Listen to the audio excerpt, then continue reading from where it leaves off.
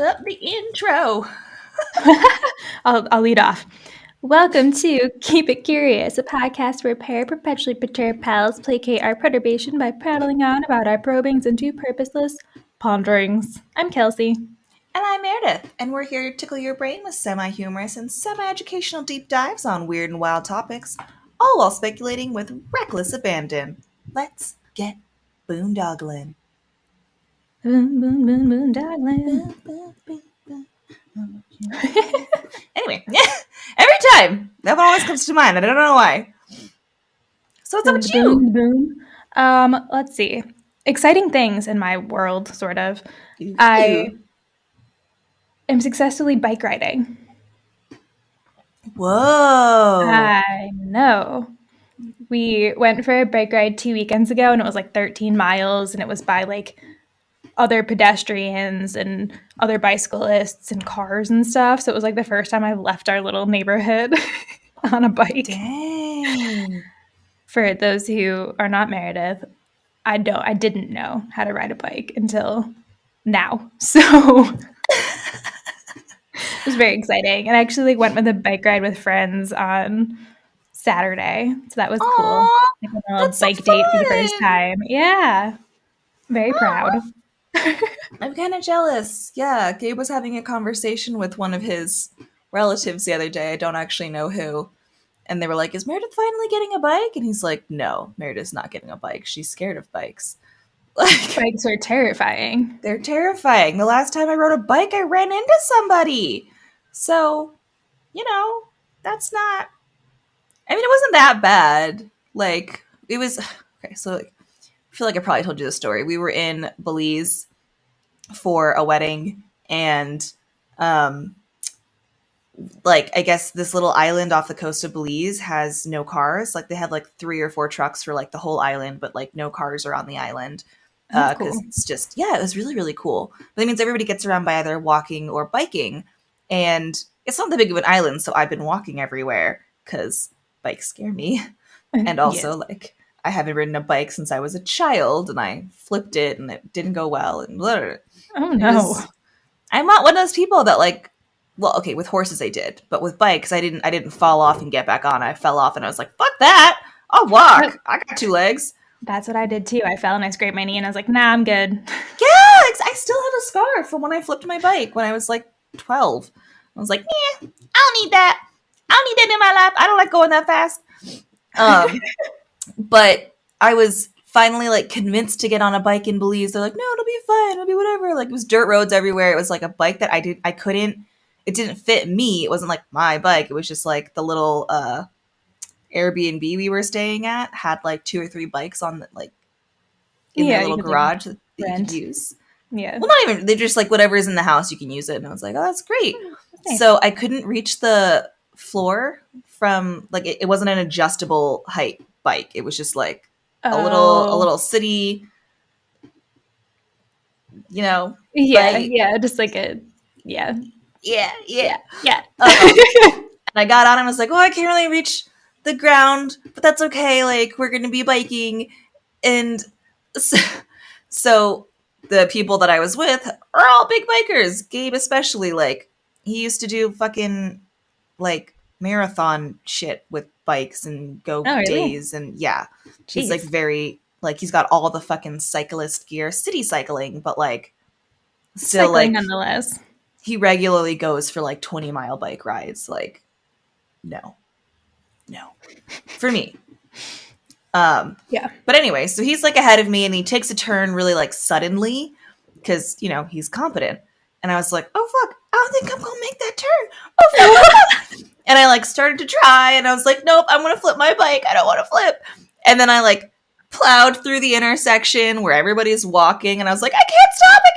There's no brakes. Like, how do you, because, there's no, like, handlebar brakes. It was just, like, if you could reach the floor, you could stop. Oh, no. Nope. Couldn't reach the floor, so I just slammed into a fucking local and felt like such an asshole. I was like, oh my God, I just, like, and, like, because he also, like, he tried to get out of the way, but, like, I was trying to balance on this awkward thing that I couldn't reach the ground. I was trying to reach the ground, like, no. Yeah. It didn't have literally back pedal brakes? Maybe, but I didn't know how to do that. They didn't tell me how to stop. So I just kind of kept going, and I was like trying to slow down. I took my feet off the pedals and everything, like wait. But then like he kind of like moved aside like into a wall, but then I was heading in the same direction, so I literally like smashed him into. It was so embarrassing. And then I was just like this stupid tourist who just like smashed into somebody. Like I just felt so dumb, and I was like. I got off the bike and Gabe came back around the corner and he's like, "What happened?" And I was like, "You took that turn out of nowhere. I was not prepared to figure out how to turn on this bike." Like I was going in a straight line. That's all I could manage was to keep it going fast enough to stay upright. Yeah. But then he took this turn. Is like, I was like, I wasn't ready for that. He didn't tell me which direction. Like even if I like knew the path that we were going to go, like maybe that would have helped. But I didn't know where we were going, and then it's like it was ridiculous. It was fucking ridiculous. So I was like, okay, well, I'm done riding this bike. And so we like chained it up kind of right there. And then his younger sister had to come back and get it later. Oh. I was like, I'm walking the rest of the way. I don't care where we're going. I'm walking. We'll make it. Yeah. If I hit somebody, I probably would also get off the bike and just say, never mind. I'm done. Yep. I was like, no, this is plenty embarrassing for one day. I'm good. And that was all within like 3 minutes of getting on the bike. Like it's not even like, oh, I've been like happily riding for half an hour. Everything's good. Oh, I just had one mistake. No, it was like I got on the bike. I went a few feet down the road, hit somebody. And I was like, never mind. Oh no. Yep. That's pretty embarrassing. Sorry. It's pretty embarrassing. That's rough. Yep. So I was like, yeah, I don't have a very large desire to continue bike riding, but I feel like I should do something for exercise sake. But I'm glad that you're enjoying it, though. It is very fun. It's very terrifying. I definitely almost fell off like 5 times.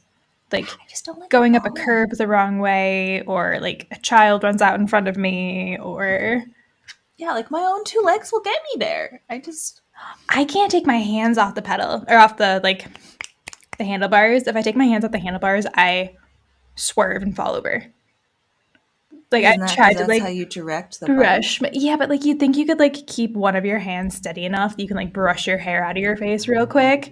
I cannot do that. Like I have to both hands on the handlebars at all times. My arms are sore by the time we're done because I'm like bracing myself against the pedals or the handlebars because I'm so nervous.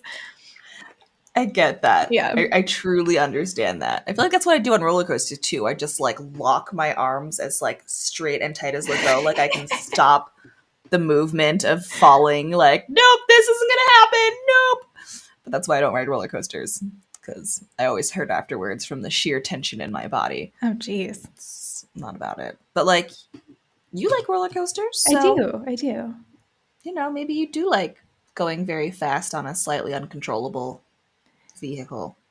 Only if there's, like, blocks of foam at the end to catch me and, like, no other human beings, you know? So there's a hill in our town that people like whip down, and there's that Strava app or whatever. Yeah. And you can see how fast people go down at like what the like records are. Somebody has taken it at 70 miles an hour.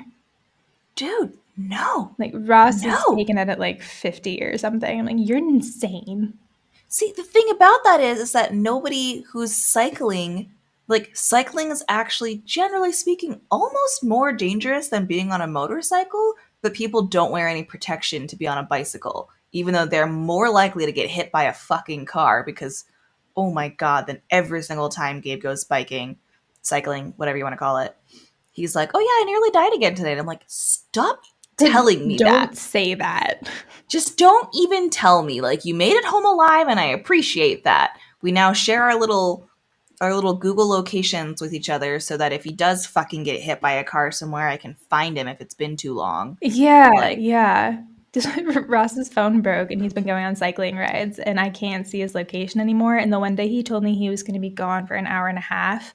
And then it was almost like 4 hours later and I was like, oh my God, Oh my God, he fell. He got hit by something. He's injured. I don't even know how to call like the hospitals here to ask for like a John Doe. Like, Oh, God, I feel like I should figure that out.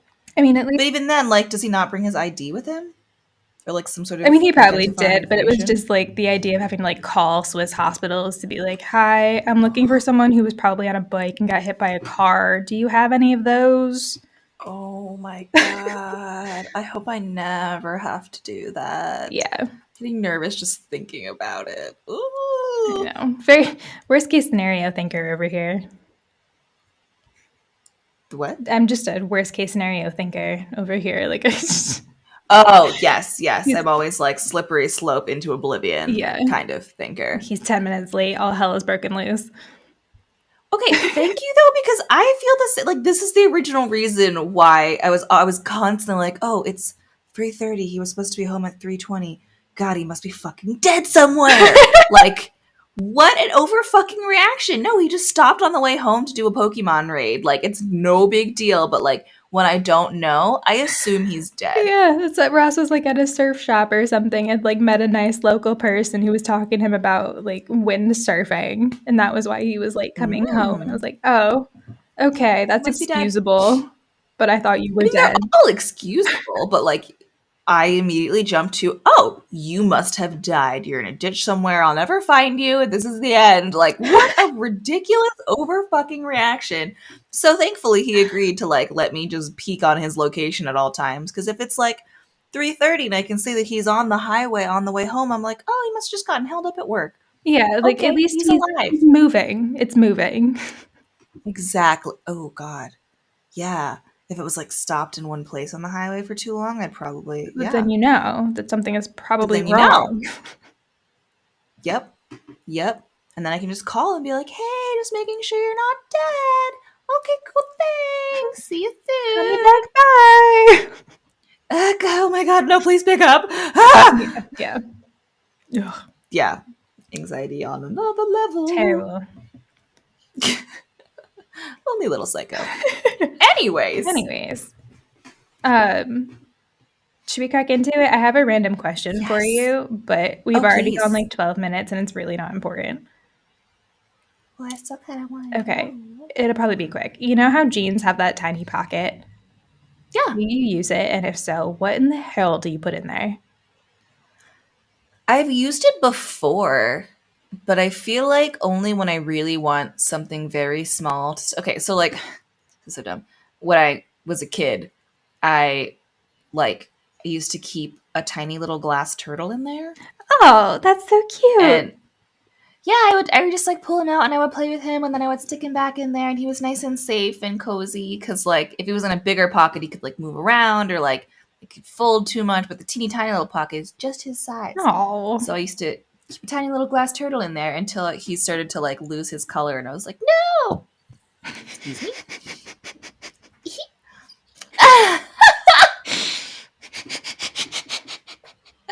All the burps are gonna stay in now. No! That was such a cute, like, intentional as you were talking burp. It happens a lot, actually, but I have serious GI issues, which you already know about. So, yes, you know. Funny. Why did you think of a better thing to keep in there than a little glass turtle? No, I just never understood the point of them because anytime that I've like gone to use one of these pockets, I like can't get whatever I put in there back out. Like it's too small. Yeah, you gotta push it from the bottom. It's very annoying. And then like my pants are on. How am I pushing it from the bottom? Well, like it's like normally there's the big pocket and then there's the little pocket inside of it, and you can like kind of go up your leg until it like peeks out the top. And then pull it out. It's dumb. It's not a useful fucking pocket. It's like give yourself a thigh massage to get stuff out of that pocket. I'm not about it. Yeah, I really don't see the... I'm not sure what the original purpose of them was. Like, was it supposed to be like a change pocket? But like... But you can't get your change out. Can you imagine like sitting at the cashier, like sticking your finger into that tiny packet trying to get a dime out? Oh my God, actually, that would be fucking hilarious. There should be like I kind of do want to see that now. Of some sort. No. Yeah, because like they don't give us that many pockets to begin with. And then that's one of the options is like a Right? completely unusable tiny pocket. Like the regular size pockets are pretty much useless on girls' pants, so You can't even fit a chapstick in there. you really I don't cannot. understand. Yeah. Yeah, I really don't. I feel like we should look up the purpose of that at some point. I'm just saying. That's a good point. There had to have been a reason. It's in like almost all pants, Yeah. except when they're getting like super classy these days. They're like, oh, these are designer or whatever. But like most pants have that teeny tiny little useless pocket in them. Maybe we'll do like a shallow dive on why that pocket exists. And other stupid female, like, fashion. To be fair, they're also on men's pants. But on men's pants, I feel like they bigger. Are. That is true. Like more useful, like more like organizational, as opposed to women's pants where it's just kind of like you can't even call it fashion. There's something fashionable about a tiny pocket. It's just like the tradition there. To have it there, and so it is.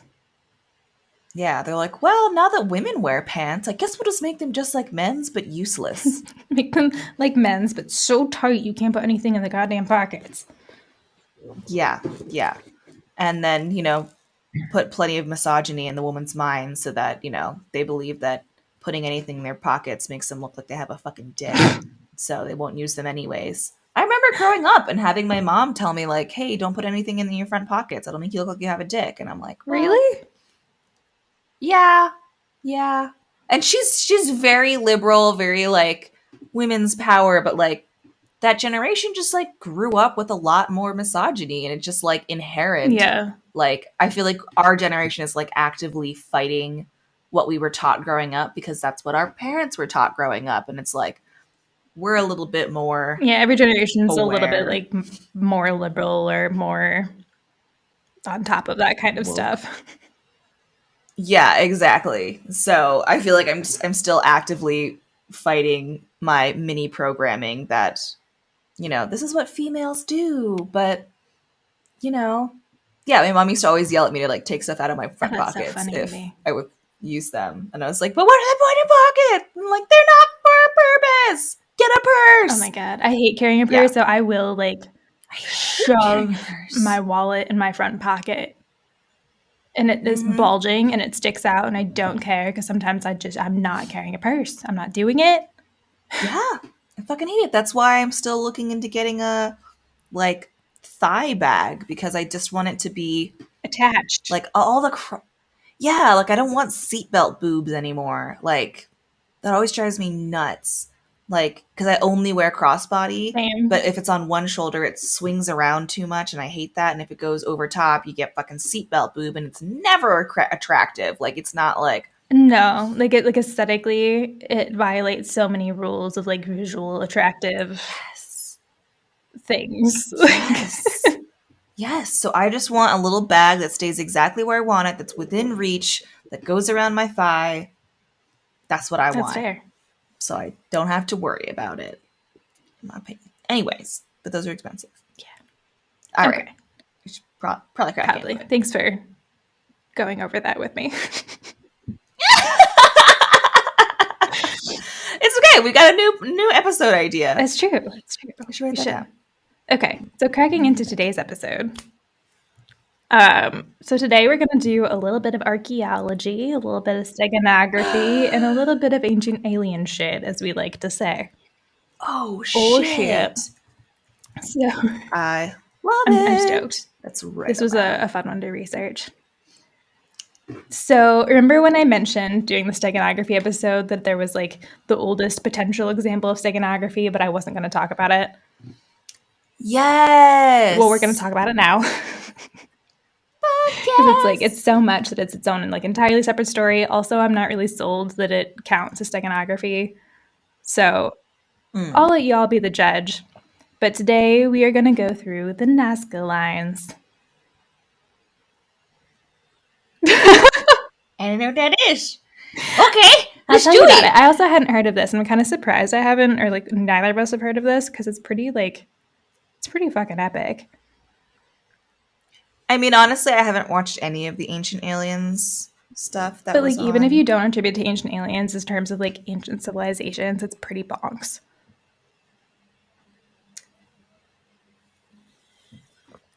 I feel like I should know this. You're right. But like, I feel like a lot of people don't. Anyway, I'm into it. I'll tell you what it is. So this brings us to Peru, about 250 miles south of Lima, near the current-day town of Nazca, hence the Nazca lines. This is considered like a coastal desert plain. So yeah, kind of a funny combination of words. It doesn't sound like it should exist. Coastal desert. I guess kind of like LA is desert-y-ish. Is it? I would call it desert-y-ish, but like there's also no real land in LA that isn't developed, so hard to say. I can't tell. I mean, technically, I'm in alpine desert, which I didn't know existed until I moved to Utah. True. That also sounds like a hyperbole or something. Yeah, exactly. It's like not a lot of things grow, but also it snows a lot, so. Yeah.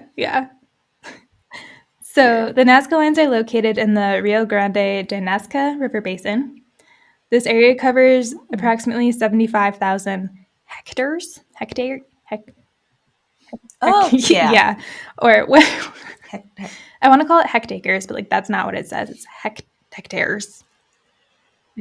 Yeah. Or 185,329 miles of archaeological site. That's really big. I didn't know how big a hectare was. Hectare? I think it's a hectare. A hectare. Yeah. Oh my God. I think stuttering over hectare. Okay. This also happens to be one of the driest places on the planet.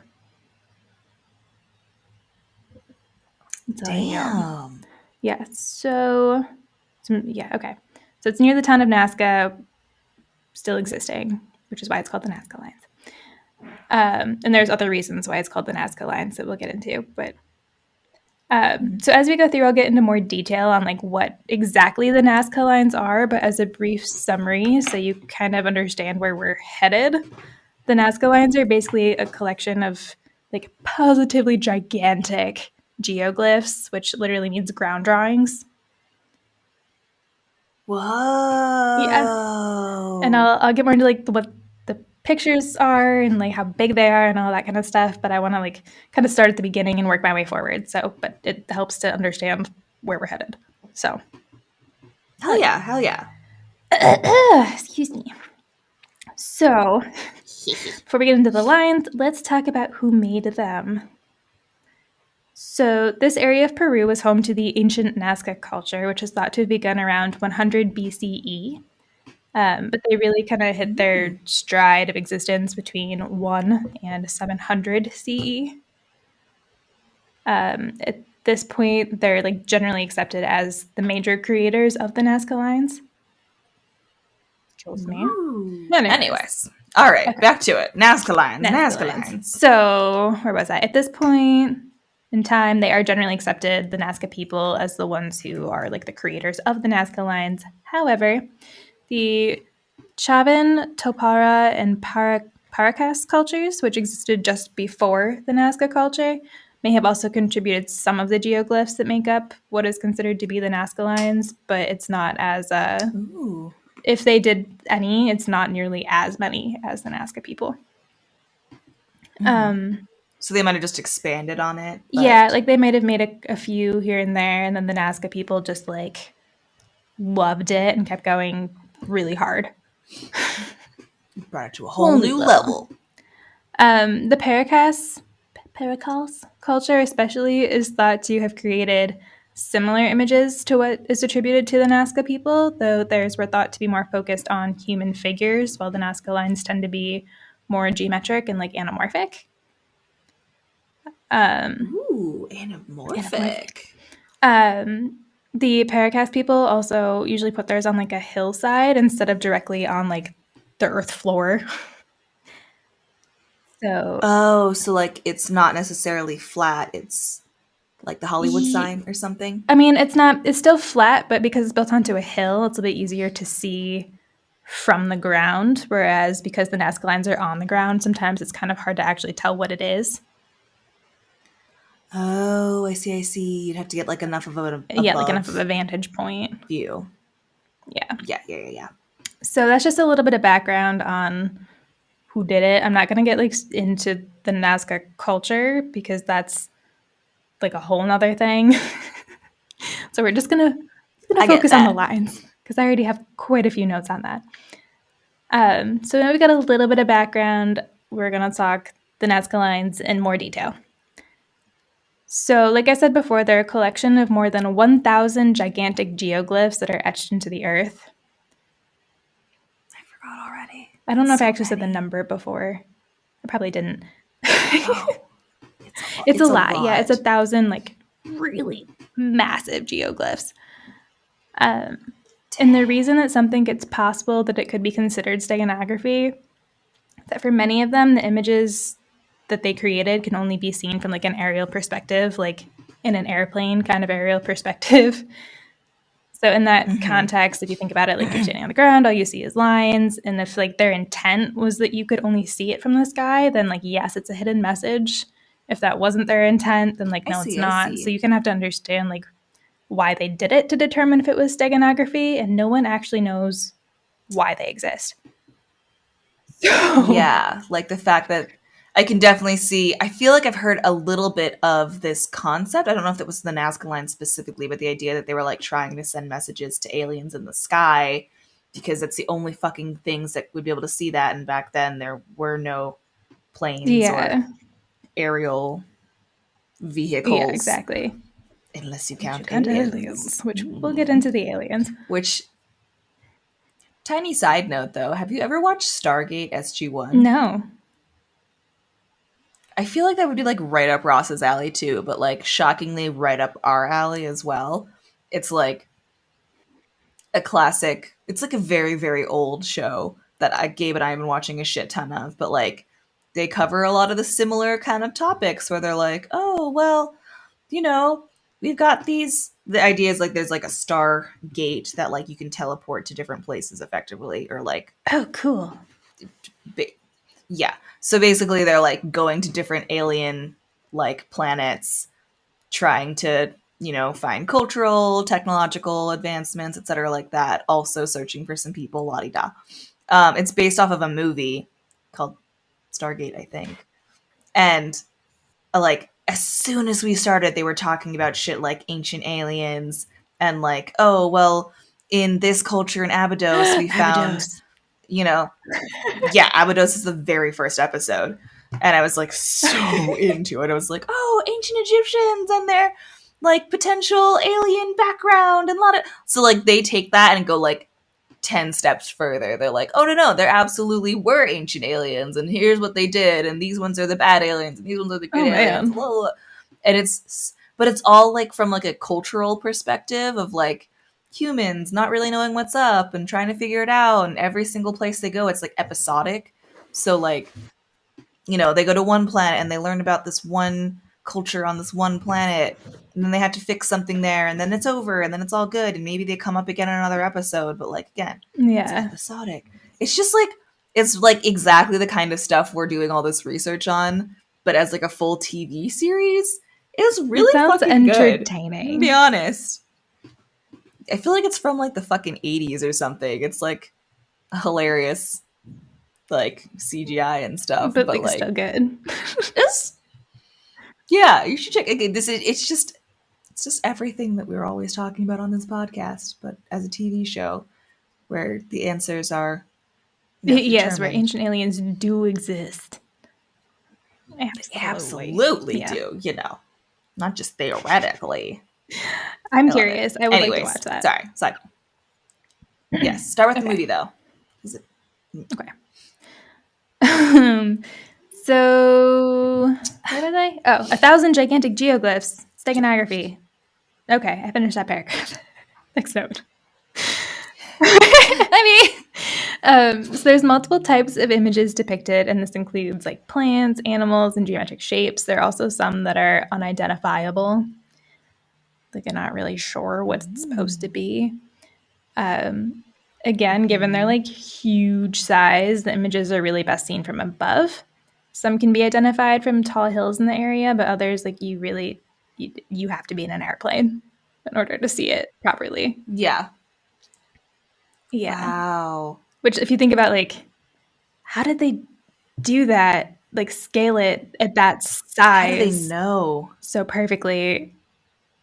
It, like, honestly, that really does, like, I know you're gonna get into it, but like, that really does just scream alien to me. Like, how could you possibly have known what? Like, it's kind of like doing a mural, but on like an entirely different level. Like, you have to have that shit really well planned out and have an intention that someone can, like, who did you think was seeing that? Yeah, like, what was the purpose to put all of that work into making this scale and doing it so well? Like, that must have taken forever. Unless conceptually it was for the gods in the We'll sky. get into it. You know. Ooh, okay. I'm so excited. Yes. Jumping ahead. Well, listen, this is going to be a doozy. So, generally speaking, there are 3 categories of the Nazca lines. There's straight, geometrical, and pictorial. So, of the 1,000 plus geoglyphs, 800 of them are straight lines, some of which span for 30 miles. Damn. Yeah, 30 miles of just a straight, like, perfectly straight line. Did we go over how these were created? Yes, I will get to that. So, along with the straight lines, there are also over 300 geometric designs that include like triangles, rectangles, trapezoids, spirals, arrows, zigzags, wavy lines, all of it. Wow. And I'll put pictures on Instagram, and you can see like the triangles are like more accurate than I can draw with a pencil and paper. Like, I'm not very good at drawing triangles, probably. But when you think about like how, like, it's really hard to draw a perfect triangle. Especially when you're not like like you draw it one time, then you go over it to make it more you know what I mean? Like, it's like, it takes a lot of work. Like, to do it in one go, which I don't know that they did, but like, kind of probably. Yeah. Otherwise, there'd be more lines. It's crazy. Even more impressive, though, there are approximately 70 animal, plant, and human-like representations. So they managed to create a spider, a hummingbird, a cactus plant, there's a monkey, a whale, a llama, a duck, a flower, a tree, a lizard, and a dog. Holy shit. Yeah. And like also a whale? Right, like, why do they even like know what a whale looks like? That was because I was like, even if you were swimming in the ocean, you're like, oh, I can see a whale in the distance. Like, how would you know the full scope of a whale without, like, yeah, I don't know, like, you can't really open your eyes under the water in the ocean, and whales don't come up that far. So, like, yeah. Although I guess if they're jumping, like, maybe they like doing boat that and stuff. I don't really know how like technologically advanced they were, but like, I'm also very curious about the whale thing. Holy shit! That seems unlikely that like they had seen a whale in person. Yeah, or at least like enough detail yeah. to draw it. Yeah. Wow. Wow. Yeah, so that's very curious. And probably larger than an actual whale. You know. Yeah. That's insane. Yeah.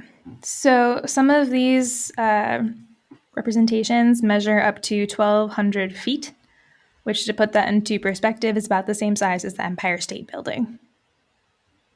Holy shit. Yeah. That was the tallest building for a while, right? Before the Dubai Tower or something? I don't know if it was still the tallest at that point. Like, it was the tallest at one point, but I don't know when it was. When it got overtaken. Yeah. Yeah. Yeah. But huge. Either way. Huge. So in 2011, a Japanese research team discovered a scene that depicted a decapitation. Oh, this one was actually a lot smaller than the other figures. It was about like 13 feet by 10 feet, as opposed to like really 1,200 feet. But yeah, still really, really large. Mm-hmm. When you think about like a full scene, that's a lot of detail. Mm-hmm. So this one was actually difficult to even find during the aerial surveys of the area that research teams have been conducting, just because it was like a little bit smaller, a little bit hidden. So like they didn't, for a while, they didn't think that there were any like humanoid type of drawings that they had made, but there was a decapitation full scene. Dang. And what do you mean by full scene? Like, is it like someone decapitating someone else? Dang. Dying. Dang. Okay, I didn't know if it was just like someone whose head was removed or if it was like the actual act of like not guillotining, but you know, the equivalent of like the removal of heads in some way. Let me double check. Oh, I want to look at the whale too. Oh, the whale is cute. Although I can see how that would be the image of someone who hasn't seen a full whale.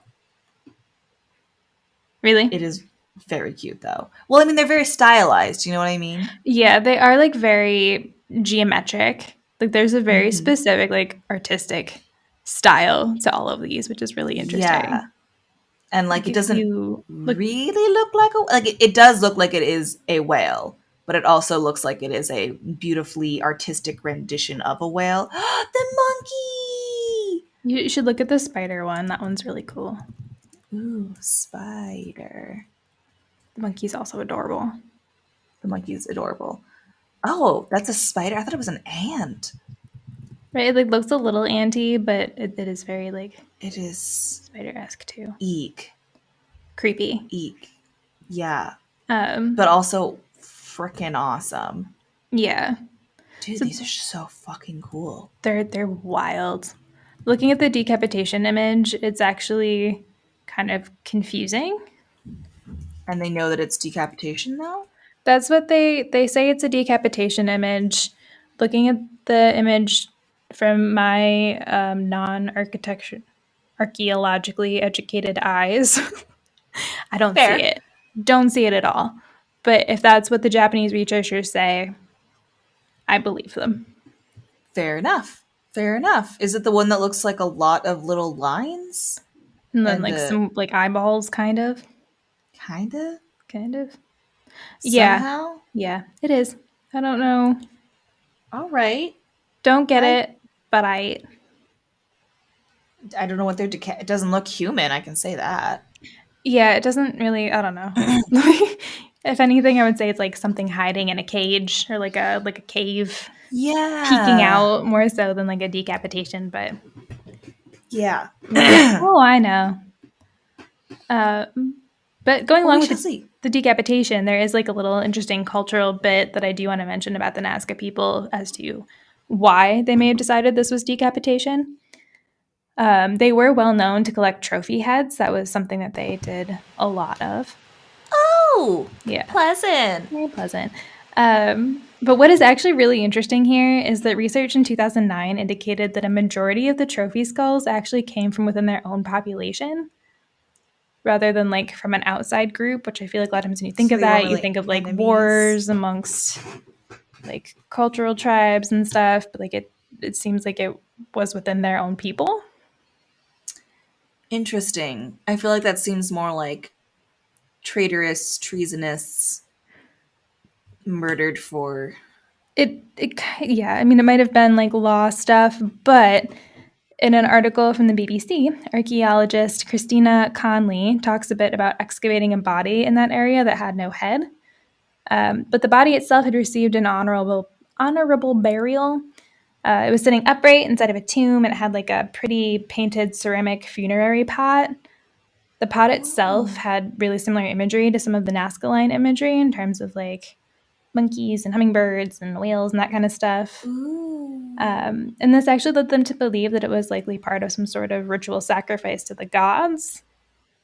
And then the head is some sort of specific component of said ritual. So that's another interesting angle to the decapitation. Yeah, like it might have been like a sacrifice for your people to the gods. Interesting, which also kind of makes a lot of sense in terms of like who the hell they're trying to show this to. Like, yeah, like what are you doing? What are you doing, guys? Oh, wait, the hummingbird is adorable. And this also like super interestingly, like geometrically stylized. Very. Like, I can't get over how consistent the geometric style is. Also, like, can you imagine being the person back in that day that's like, who's gonna style the things we show to the gods? And it's like, me. I'm the one who's gonna create the perfect stylized imagery for, like, to spread across millions of miles of land. Like, holy shit. Yeah, and like it seems like it had to have been the same person, because like I would think so. It's so consistent. It looks like the same tattoo artist. Exactly. Unless all art was kind of done the same way back then. Which is possible. I'm not an expert on... There's definitely cultural art as well as specific person's art. But someone still had, like, it was somebody's, idea, baby, Yeah, someone had to started that trend. Yeah, even if people just followed along afterwards. Yeah. But anyways, the same team that we were just talking about before from Japan, they also found another geoglyph. And this one is another like wildly sized one. The discovery was of a 98-foot long mystical creature of sorts. This is one that's like unidentifiable. They're not sure what it is, but it was depicted with many legs, spotted markings, and its tongue is sticking out. It's like, I don't know. Maybe it's a lizard. That was probably really gross. Sorry, everyone. Yeah, maybe. I guess since we're now doing video, whoever sees this as video is just going to get to hear that. Sorry. Unless I can figure out how to do more video editing, but honestly, probably don't want to. Nah. So. Yeah, enough editing already. Yeah, so we'll kind of come back to that one. There's some like theories as to like that being an other worldly being, and that's why it's unidentifiable, because it's like not of this world. Shit. So I think we get into sure there's also I honestly can't. I feel like there's also fossils that we haven't discovered yet too. Like, who's to say it wasn't a creature that did exist that we just haven't that's a good point. Discovered. Yeah, I feel like there's hell, maybe it's underneath the Nazca lines, like in that soil that we are not going to take apart because there's something architectural over top of it. Can you imagine how many fucking places are like covering up other older, not more interesting, but also interesting. And you like don't want to like completely destroy it to like excavate those things, but like, what if there's more? Like 3 layers under the Parthenon, there's actually the fossil of a creature we've never seen before. And if someone took down the Parthenon, I'd be so pissed.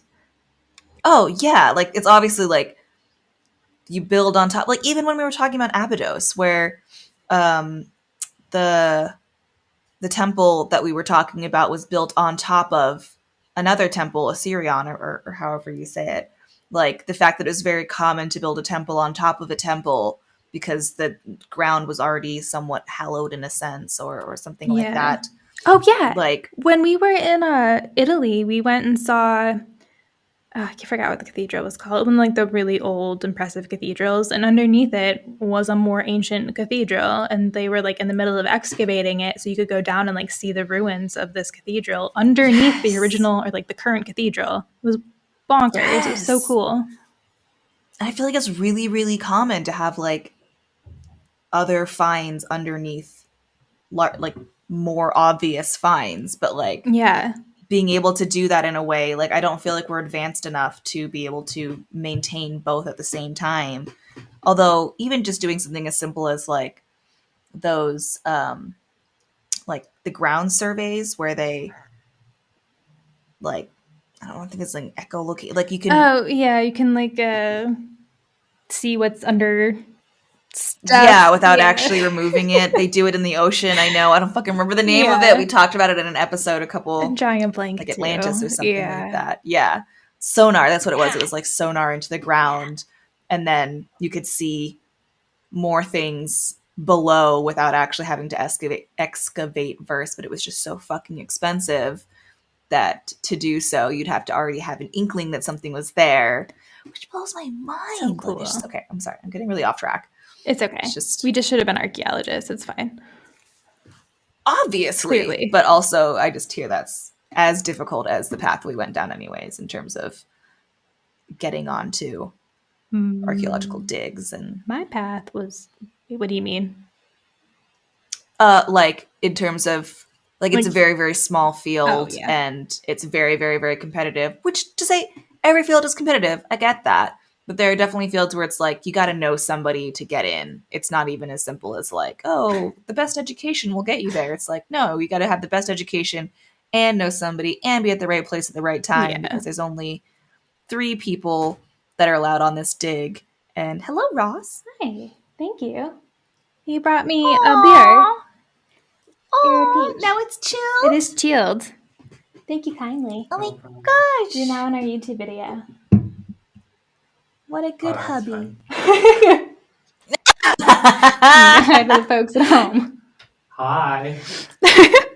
Hi. Thank you.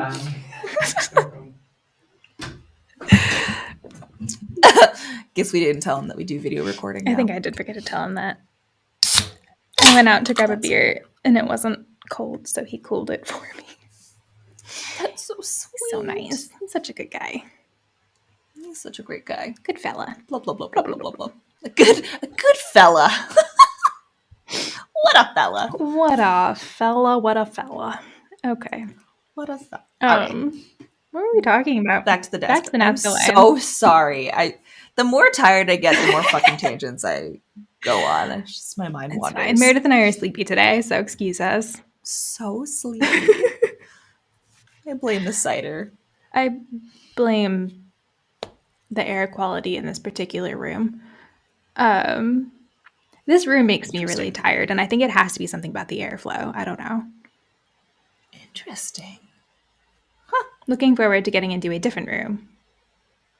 Yes, soon. So soon. Okay.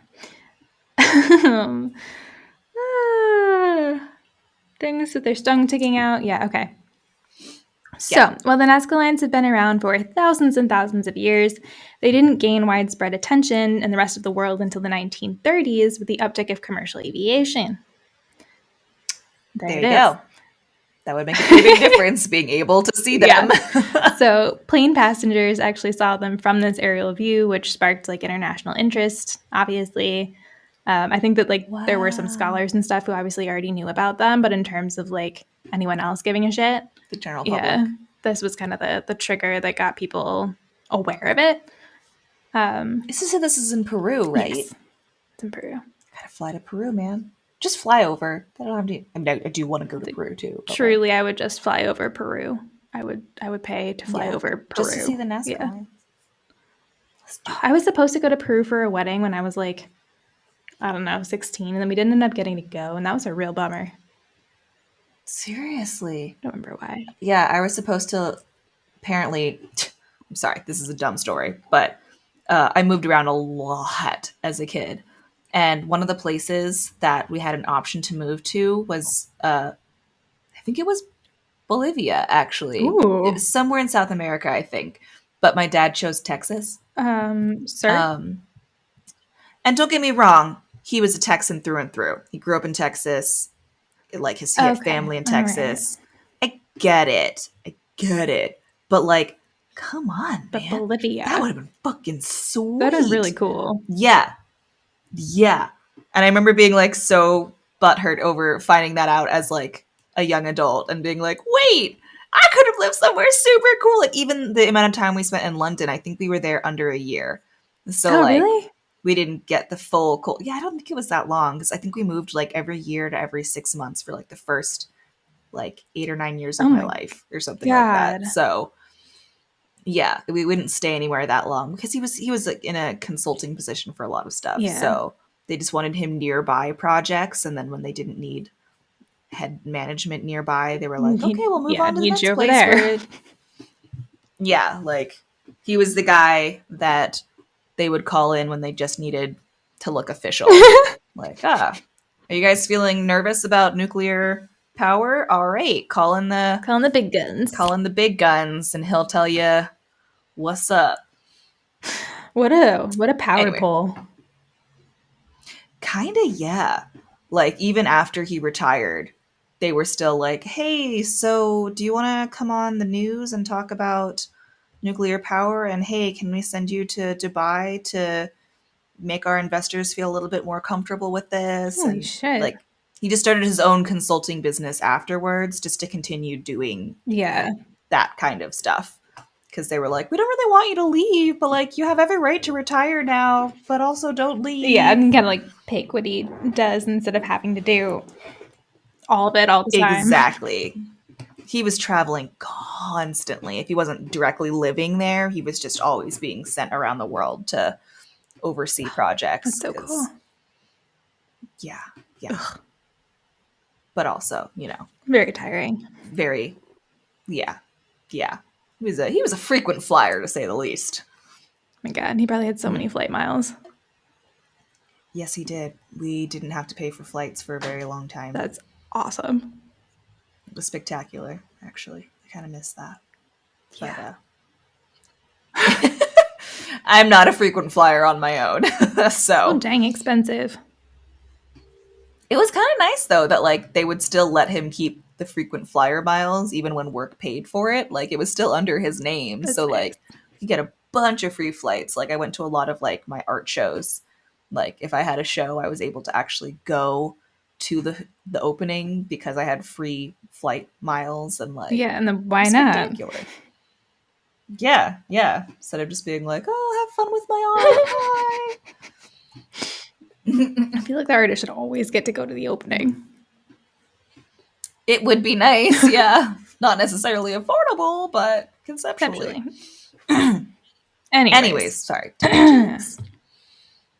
Right. So for those who lived in the area, they likely were already able to see many of the depictions from the hilltops in the Nazca area, like we mentioned. Like a lot of them, you did need like the full aerial view, but they probably like at least got the gist that there were pictures, and some of them like definitely you could see from the hilltops and like complete view. So they weren't like undiscovered by any means. They just weren't like known outside of the local culture or like the specific scholars who'd been studying them a little bit earlier than that. So how did they do it, you might be asking? And how has it lasted this long? Yeah, absolutely. So the desert floor in this area is made up of a layer of iron oxide coated pebbles and rocks, which gives this like deep rusty type of color. Ooh. So the Nazca people would remove about like 12 to 15 inches of rock, and that would reveal like a light colored sand and like earth that was underneath these iron oxidized pebbles. Iron oxide coated, not iron oxidized. I don't think that's the same thing. Anyway. Maybe. I actually don't know. I feel like they're related. I think they're related, but I feel like iron oxidized and iron oxide coated is probably slightly different. But I feel like that's how you get oxidized, isn't it? I don't know. That's a good game. Anyway, science happened. A science occurred. A chemistry happened. Yes. And apparently there was also like a really high level of lime in the earth. So it would kind of like harden over the sandy part. So then it was more resistant because of that. Wow. They would either do this, like kind of scrape it out to create a border around the components of the figure, like an outline. Like the pebbles, they would move to the outline? Yeah, exactly. Or they would like kind of do like the opposite way. Like they would do either like a white outline or a pebbled outline. So it was either like kind of like an outline versus colored in or colored out, I guess. Wait, how did they make the white outline though? Is that the line? Yeah, so instead of like removing the pebbles from the inside, they would just remove the pebbles from like the outline. Oh, cool. Does that make sense? I feel like I tried to figure out how to explain that, and yes. I was like confusing myself with my wording. No, I mean, so like the top layer basically of this entire area had this Pebble. oxidized, whatever, pebble. And by moving those pebbles, they would reveal a layer underneath that was not oxidized and therefore visible. What's confusing to me is how they didn't continue to oxidize afterwards. I mean, the pebbles might have continued to oxidize or whatever. But they would do it at a different rate. Even then, it was more so the contrast of like the white sandy portion versus the pebbles. So even if the pebbles kept changing color, they were still darker than the white. Well, I guess that was my point, is like, wouldn't the pebbles have been the same material that then oxidized versus like what they reveal underneath is not able to oxidize and therefore stays. Like, how is there a thin layer? Well, it must be like whatever the pebbles are made out of reacts in such a way with the iron to create this like rusty color, because the sand is a different, like it's made up of different components. It must not react the same way to whatever like the agent is that's causing this oxidization. How deep are these? They said that the white portions were like 12 to 15 inches deep in a lot of areas. So it's like about a foot. Okay. Yeah. So interesting to think that like there's this thin layer all over the entire ground that like, I guess I had thought that like you'd have to like really dig through multiple layers of earth to get to a different component underneath. Like, to think that it's such a thin layer, just like a thin, fully encompassing layer. Yeah, like you would that is so think that it would be like, I don't know, like when they talk about the different types of earth components in like your early science classes, like layers. And they're like massive portions, but yeah, it's just like thinner.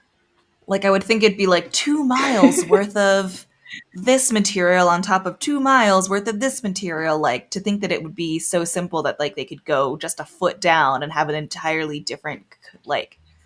And I say that coming from fucking Utah. You can see the lines of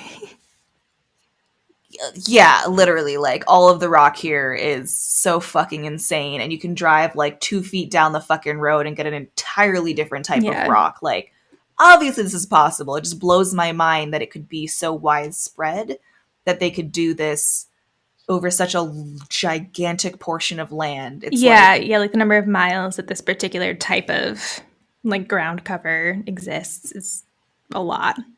Yeah. Blows my mind. Yeah. So wow. We've got rusty colored pebbles, limey sand, and they either created outlines or like completely shoveled out the interior. Wow. That one sounds exhausting. Actually, maybe not. If you're trying to be geometrically straight, maybe it is easier to just like effectively take a shovel in a line, just like scooping out that interior, as opposed trying to draw like outlines that are like parallel with each other the whole way. Yeah, that sounds way fucking harder. Unless you use a smaller stick. That's all right. I'm sorry. I'm just really getting into the idea of like how they are creating. Yeah, and I actually didn't really see anything about like the tools that they used, surprisingly. Yeah, because like to do it on such a massive extent of area, like, and so cleanly. Yeah. Like yeah. And do they have to like take buckets of the oxidized material on top and remove it somewhere else so that it doesn't just blow right back in, or like, well, we'll get into, create weird mounds? I think that they just kind of like created weird mounds because they didn't have to worry so much about the like blowing it into stuff. So we'll get into that. Oh, okay. But going back to a little bit of like the how they did it, it's generally thought that they made small scale models first, and then they like carefully worked through how they would increase the scale with math while maintaining the intended proportions. So wow, so intentional. Very, very intentional. Because of the exceptionally dry climate and the very, very, very, very little amount of rain in this region, the depictions have maintained their integrity. Because it's rock and sand, the main factors that would affect it seems like it would be like water swishing things around on the ground, but there's no water, and so there's no swishing. Oh my gosh. Well, and also you said they were how old again? The Nazca people thrived between 1 and 700 CE, so 700 CE. I don't know, well over like 1,500 years ago. 700 CE was 1,320 years ago, basically. Okay, so yeah. So fucking old. Fucking old. Holy shit. And older, too. Yeah. Some of them also were made before the CE. Like some of them were made in BCE. Oh my God, that's fucking crazy. Yeah. This area also doesn't really experience any erosion from wind either. It's like a windless, rainless place. It's just arid as fuck. Very deserty. Holy shit. Coastal desert. What a concept. So that's kind of the who's and how's and stuff. But now we are going to get into some research and theories. So in 1926, the Peruvian archaeologist, I'm going to say this all wrong. Give it a good shot. Toribio Mejia Exespi? Sure. Began a study of the Nazca lines. He was the first to really do like a systematic study in the area, but from the ground, it was very difficult to get a full picture of what was happening.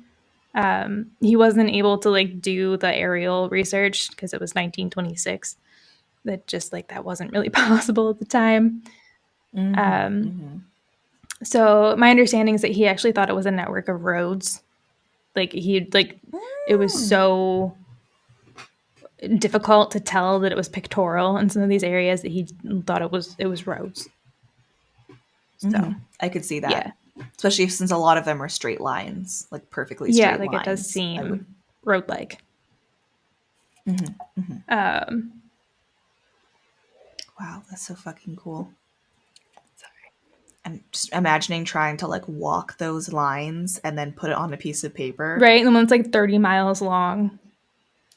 Yeah, just like, okay, well, every 5 steps I do a 1 centimeter long line, and I'll just keep doing that for however fucking long it takes. And like 30-mile walk later, you're like, holy shit, I've just been walking in a straight line and drawing a straight line for 2 hours. I mean, honestly, to walk 30 miles, he probably had to like camp.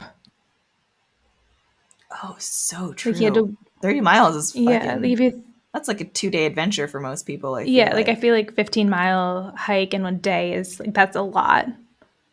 That's yeah. Especially if you're trying to be really, really accurate about what you're doing. It's not just like, oh, I'm wandering down a path. It's like, no, I'm studying, cataloging. I'm studying. I'm cataloging. Yeah, like that line probably took him.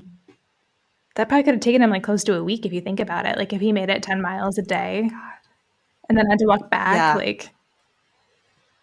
Oh, jeez. God.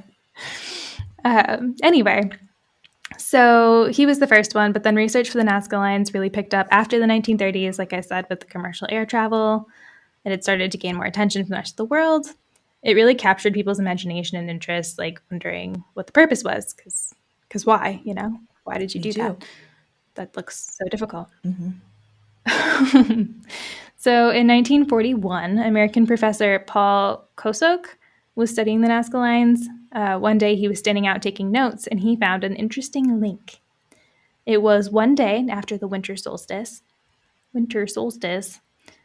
He was standing at the end of one of the lines, and he happened to look up, like straight down said line, to see that the setting sun was in direct alignment. Whoa. So thinking this is a way to like track some sort of like astronomy and like the cycles of the sun and the moon and all that kind of stuff, Kosok christened the lines the largest astronomy book in the world.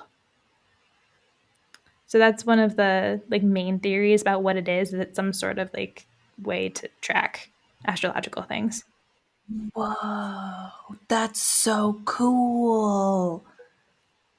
but also like this Earth rotates so based on the time period as well. Yeah. So like certain lines, like the one that he was studying, may have specifically lined up with the winter solstice, and maybe there's another one that lines up with the summer solstice. And I tried to find like a more in-depth description of like what these research studies yielded, and I couldn't really find something comprehensive. And also, like, if it was 3,000 years earlier, doesn't the Earth slightly tilt on its axis? Not like a small percentage, not annually per se, but like regularly. And I feel like, to be fair, millions of years and lots of tilting, like, I feel like it's what, like 5 degrees different at most or something like that. So maybe it's like, in that amount of time, nothing really would have happened. But when I think about the zodiacs and how they've changed, like even in the amount of time, like that, because we talked about like the zodiacs existed all the way back in like ancient Mesopotamia and whatnot. Yeah, and how they're all in different locations now. But it's still like a very small difference. It's like a difference of like a day or two, right? So. Like if you're like a cusper. Yeah, like if you're a cusper, so maybe it really was like, but like you only might have shifted. Yeah, and it might have shifted a day or two, not like you might have shifted. The sun is an entirely different location now. So you're a cusper, right? Didn't we talk about that? I am a cusper. You were a Cancer, and now you're not. I think depending on who you ask, I'm like, characteristically, I christen you a Cancer. Fair. I feel like I had a little bit of the, like, both. What is it, Leo afterwards? Leo is the. You're a Cancer. Yeah. I think you're right. So I might be considered like right on the edge. Like I might have been like a day or two close cusper, and now I'm like an hour or two. Yeah. Still Cancer, I think. I don't think. We did this in one of the episodes. I read your. We fucking did, and I just took a horrible like, even memory. if you technically aren't a Cancer, I still think you're a Cancer. So that's fair. That's fair. I need to do more research into that stuff. That's something I think would be really fun to do. Maybe not as an episode because no one cares about us specifically, but it's just so fun to look at. It's you know, it's funny. You and Ross are both Cancers. Yeah, I think that's humorous. Apparently, I get along well with Cancers. It's not surprising. Yeah, go Scorpio. Go Scorpio. Go Scorpio. And I get along well with a lot of Scorpios, turns out. I think that you know how they always do those dumb, like, if you're this, you get along well with these signs. I'm pretty sure Cancers and Scorpios are supposed to be good together. I think so. Oh, really? I believe it. I feel it.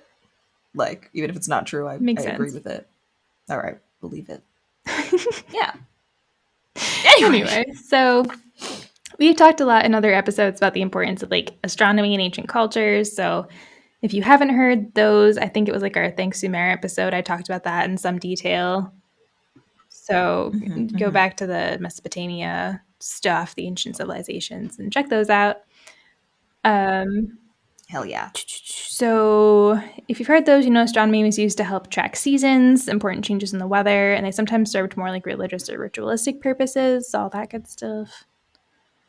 So it makes sense to me that like it's possible that they use this to track astrology because it was such like a central component of a lot of ancient cultures. The German researcher Maria Reich. God damn it, Reike. Sure. Probably Reike. It's better than me. Maria Reike studied the Nazca lines for about 40 years. Long time. Life's work, that kind of stuff. She also apparently single-handedly fought for the protection of the site during the years before it was named a UNESCO landmark. P.S. It's a UNESCO landmark. Ooh. Yep. She even lived in a small house like right near the line so that she could protect it personally from irresponsible visitors. So for I know that's awesome. For this reason, she became known as the Lady of the Lines. That's a great name. I know. It's like the Lady in White, but way nicer. I hope she haunts it. She just haunts people away from it regularly. That'd be really fucking cool, actually. That'd be cool. I mean, I hope her spirit is resting eternally, but if it's not, I hope that what she is haunting is the Nazca lines. Yes, to continue to be the forever Lady of the Lines. Precisely. Wow. Is there a ghost story in this? Who knows?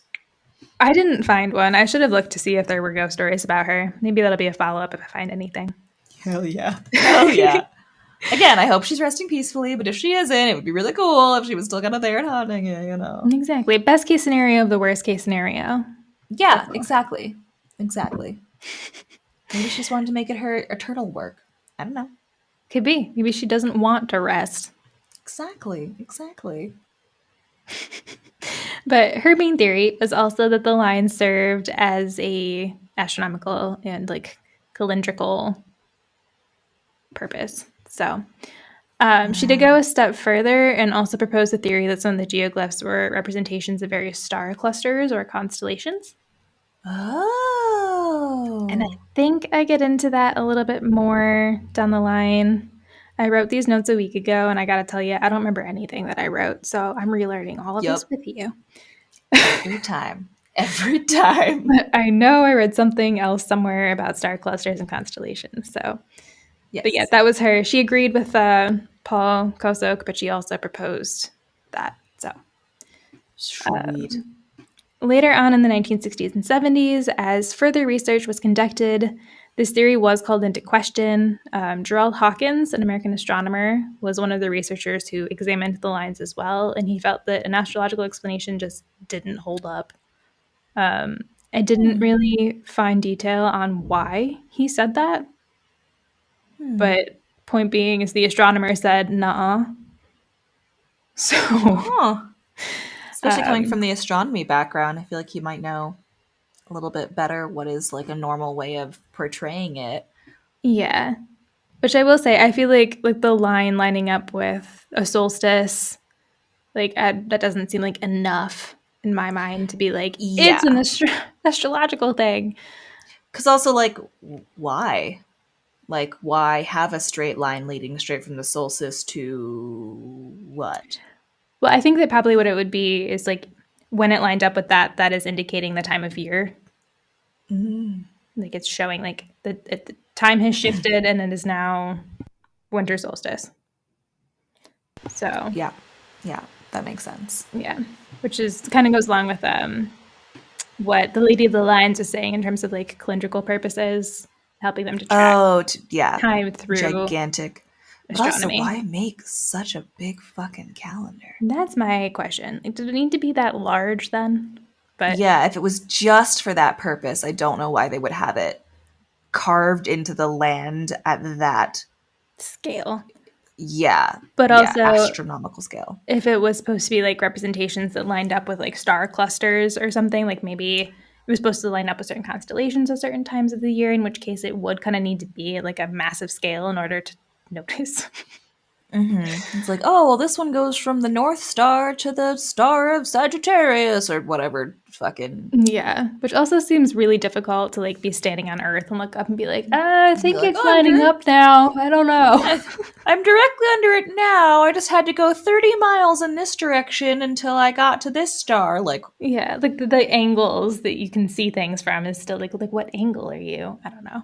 Plus, again, don't they change seasonally or monthly, if anything? Like, which again, that would be part of it being like a calendrical purpose. Like when certain things lined up, that would indicate the changes of time. Gotcha. It's like when you can see the star at this end from, like, it's the summer solstice and you can see the sun is directly here, and if you walk 30 miles into the end of this line, you'll see that you line up with this star here. Like, oh my goodness. Yeah, it seems, I don't know. I understand where the theory comes from, but I also like don't quite buy it either. Yeah, I can't imagine that was like useful even back then. Yeah. Like people at that scale. Yeah. People still don't there's no conclusion at the end of this. Like, we still don't really know why the Nazca lines exist, so everything is very theoretical. Still cool. It is really cool. I like it being theoretical, to be honest. I do like, too. I do want an answer, but like I like to hear all the different theories. Wildly. Yeah, and speculate about it. So exactly. I'm speculating. I don't know if I buy the astrological stuff. Yeah, me too. But yeah, in terms of like the astrological things, nowadays more research is still being conducted largely with the help of drones. They can map the areas in like really detailed ways that wasn't possible before. Hell yeah. So one good thing about how loud drones are. So loud. So annoying. Fucking loud. So some of the other theories, we have a few that are tied to, we have at least one. We have some theories that are tied to water. Many of the animal depictions, especially, are known to be historically symbolic for like water and fertility. So, for instance, we know that spiders are a symbol for rain, hummingbirds are connected to fertility, and a monkey's natural habitat is in the water abundant Amazon. So, there's some connections in terms of like historical imagery to those factors, and thinking about the fact that it's like a super arid place. I wonder why a hummingbird has anything to do with fertility. Would love to know. Yeah, because it's not like, well, rabbits, you know. Like, yeah, like people literally say like banging like rabbits or whatever.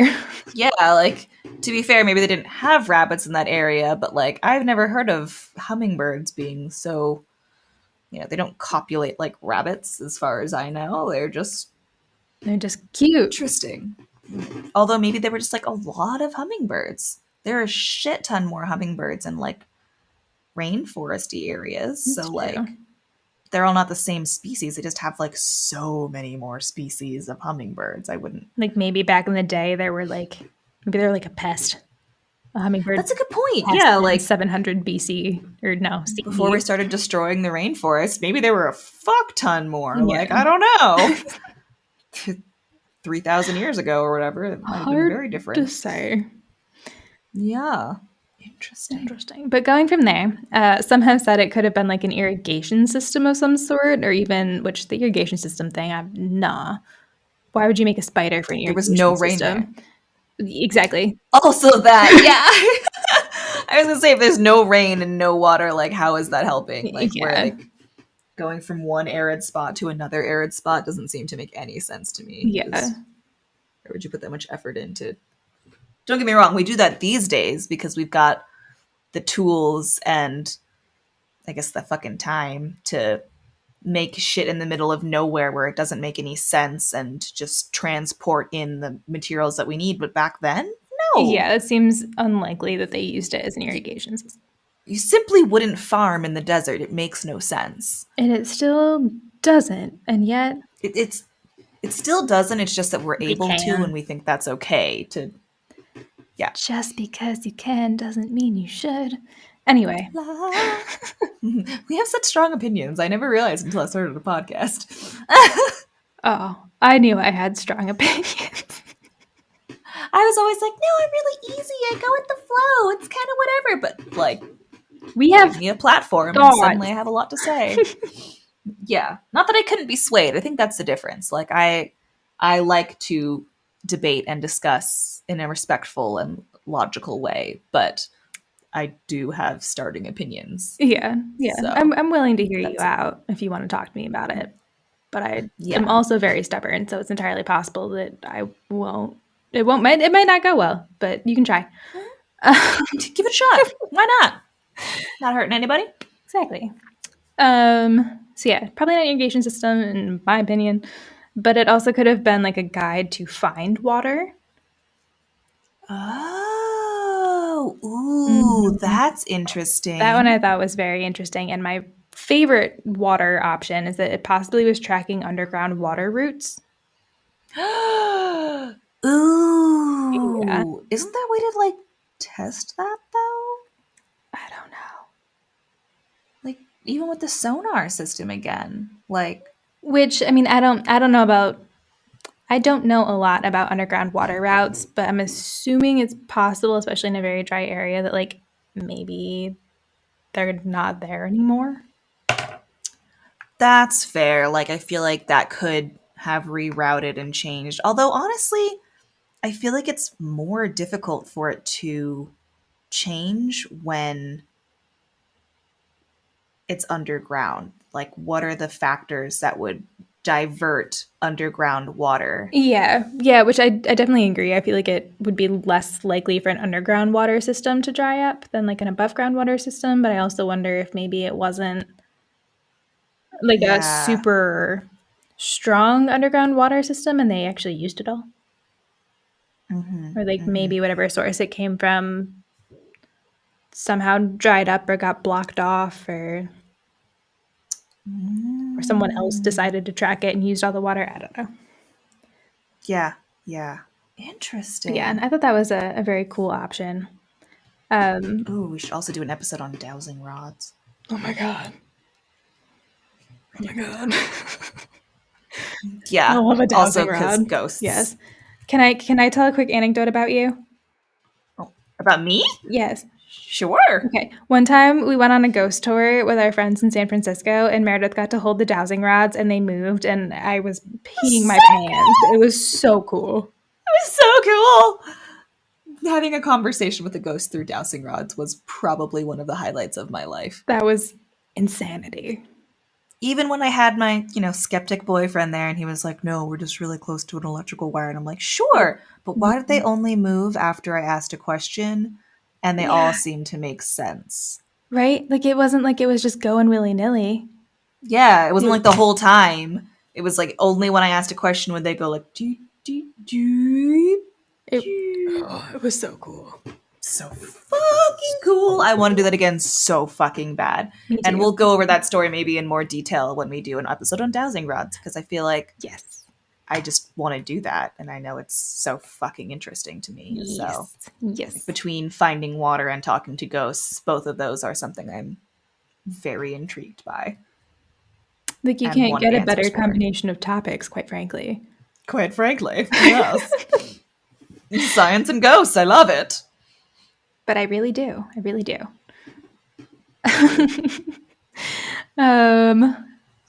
More recently, researchers have thought the Nazca lines may be related to rituals to the gods asking for water. This one makes the most sense to me. In an arid environment as well, yeah. Since the land here is so incredibly dry, water was obviously a really big deal. It was a huge source of struggle in terms of them like cultivating crops and staying hydrated. This area actually only received about 20 minutes of rainfall per year. Truly don't know how they lived there. Holy shit. So 20 minutes? 20 minutes worth That of doesn't rainfall. even imply that it was heavy rain. It was just 20 minutes of rain. Right? Like, was it a mist? I don't know. Oh my god. Yeah, how are they surviving there? Water is key. Right? So, like, I can definitely see how, like, making a plea to the gods through ridiculously sized geoglyphs would be your response to needing water. But you know what you could also do at that time? Go Look for somewhere water. else. Move? Oh. Yeah. Move. Like, why are you trying to settle there? It doesn't make any sense. Which, again, I mean, at that point in time, they weren't traveling a lot. Like, maybe they didn't know there was a part of the world where that's fair. there was a lot of water. We could just go north into the desert and hope we get past it, but also you could just be wandering into the desert and dying. You don't know what's on the other side. Yeah, like it's easy to say like, why didn't you just move? But like, there's probably reasons why they were there. Yeah. Maybe they were like near an oasis and they didn't want to leave this smaller oasis area. Yeah, or maybe it was like a place of religious significance to them, or yeah, that's true. That's true. So the thought is maybe that the lines are part of a ritual water request to the gods for rain. Some of the geometric shapes, such as the trapezoids, appear to have been spaces people could like enter into and walk out of, as though it like served a purpose and like connecting to the water rituals. Like maybe you entered the trapezoid to complete the ritual. Does that make sense? Yeah. Oh, excuse me. when you think about like them decapitating people for like ritual purposes, like who knows, maybe they like went and decapitated someone and their trapezoid and like the lines and the rituals and I could see that kind of like life's water is blood, like lifeblood, and then spill lifeblood to hopefully get like water, like giving water. I don't know. yeah. I could see that being a very distinct connection. Yeah, that actually kind of makes sense. Yeah, and I feel like a decapitation is definitely a way to get a lot of life's blood at very quick intervals. Which, like, do you want to say no one scholarly said that? I just made that connection. So oh yeah, take it with the biggest grains of salt. Yeah, we're just speculating wildly, that one I just like we do. made up, but yep, I can see, like you said, the connection there. Yeah, me too. And these theories regarding the water were supported by John Reinhard, a National Geographic explorer in residence. Can I have his job, please? Oh my god, that'd be amazing. Right. And also by Anthony Aveni, who was a National Geographic grantee, as well as various other researchers. So, as of 2015, researchers have been thinking that the purpose has actually just evolved over time. It may have begun as a water ritual, but there's now indication that it marks out a pilgrimage route. Oh, yeah. Wait, all of them? Yeah. We'll get to it. Interesting. We'll get to it. This one's pretty bonkers. So apparently there's a Peruvian temple complex that if you followed the geoglyphs to get to it, it kind of went along what would appear to potentially be a processional route. Whoa. Yeah. In later cultures, it was traditional to smash ceramic pots as part of like religious rituals. And at various intersection points between the lines, they found smashed pots. Whoa. Yeah. So that's one of the things that they think, like, maybe when they were created, it was part of like water rituals, but that also may have led to these like specific ritualistic places that later cultures may have like really grabbed onto. Mm-hmm. So, according, I could definitely imagine. Sorry, go ahead. No, go ahead. I was just saying, like, if you were a later culture and you came across these gigantic lines, I could definitely see it like working its way into the culture of the area, just like whether or not you knew the history of it, like yeah, even as like a new culture, just starting there and being like, oh, what the hell are these? They must have some important intention. Let's just develop it into our culture. Yeah. When even if it was like direct descendants of the Nazca people who like did know why it originally was made, I feel like people may disagree with me here, but religion evolves. Yes, absolutely. Like it changes. So it's entirely possible that like even knowing what it was, like the religion just whatever their thoughts were on religious things, it just grew and changed to be something different. Yeah. Wow. That's so cool. Very interesting.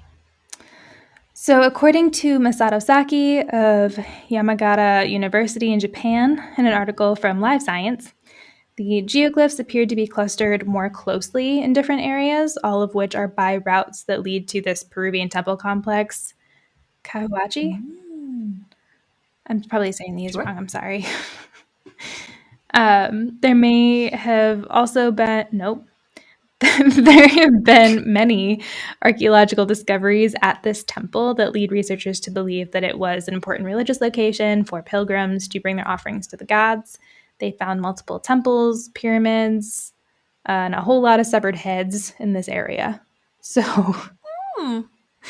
that's nice. It seems probable that like they would all migrate there for ritual intentions. Wow. Yeah. And they're not all going from one area. They like surround the temple in a sense. So I think I mentioned this later, but in case I don't, I did read something about like it's possible that there were different. And I talked about like there were the 3 different kind of cultures that may have contributed to the lines, like being located in slightly different places. It's possible that like they all kind of made lines together going to the same place. like they converge on kind of one area. Yeah, like it may have been a little bit more of a collaborative effort from different areas to all reach this like important religious space. Oh my god, that's so cool. Yeah. So he goes on to mention that geoglyphs in different areas. Oh, yep, here it is. He goes on to mention that the geoglyphs in different areas are constructed a bit differently, leading them to believe that they could have been created by different groups in the area using this method to mark their routes to the temple. So he actually thinks they may have made their own and then came together to work on like one of the sets of geoglyphs together. Is kind of what the evidence seems to possibly suggest. Like they made their own sets and then worked on one specific set altogether. So like maybe one culture did the white outlines, another culture did the straight like trenches, and something like that. Something like that. Where they were like slightly different but the same concept. And he didn't really get into like what specifically the differences were. I don't know if it's as cut and dry as like outlines versus not outlines, but something indicates that they were constructed differently at least. So something similar to that, yeah. Wow.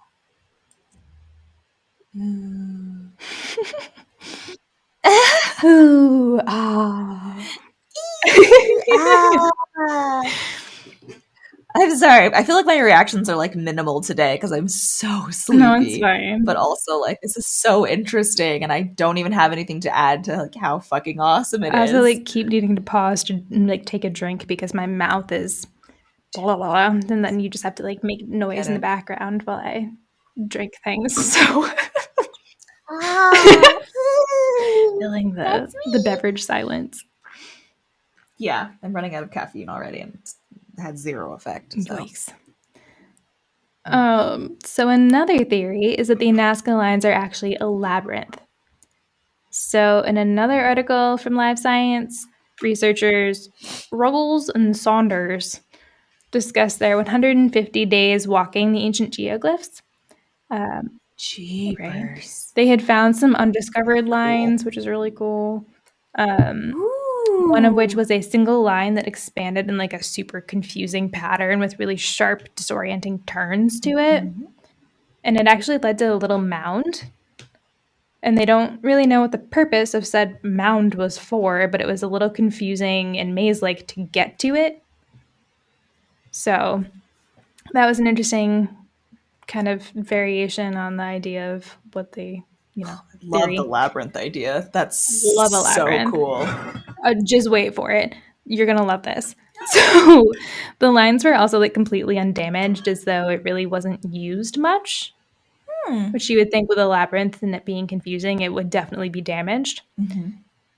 So the thing that's really interesting is in other ancient labyrinths from history, there's typically a spiritual or like ritualistic reasoning for them.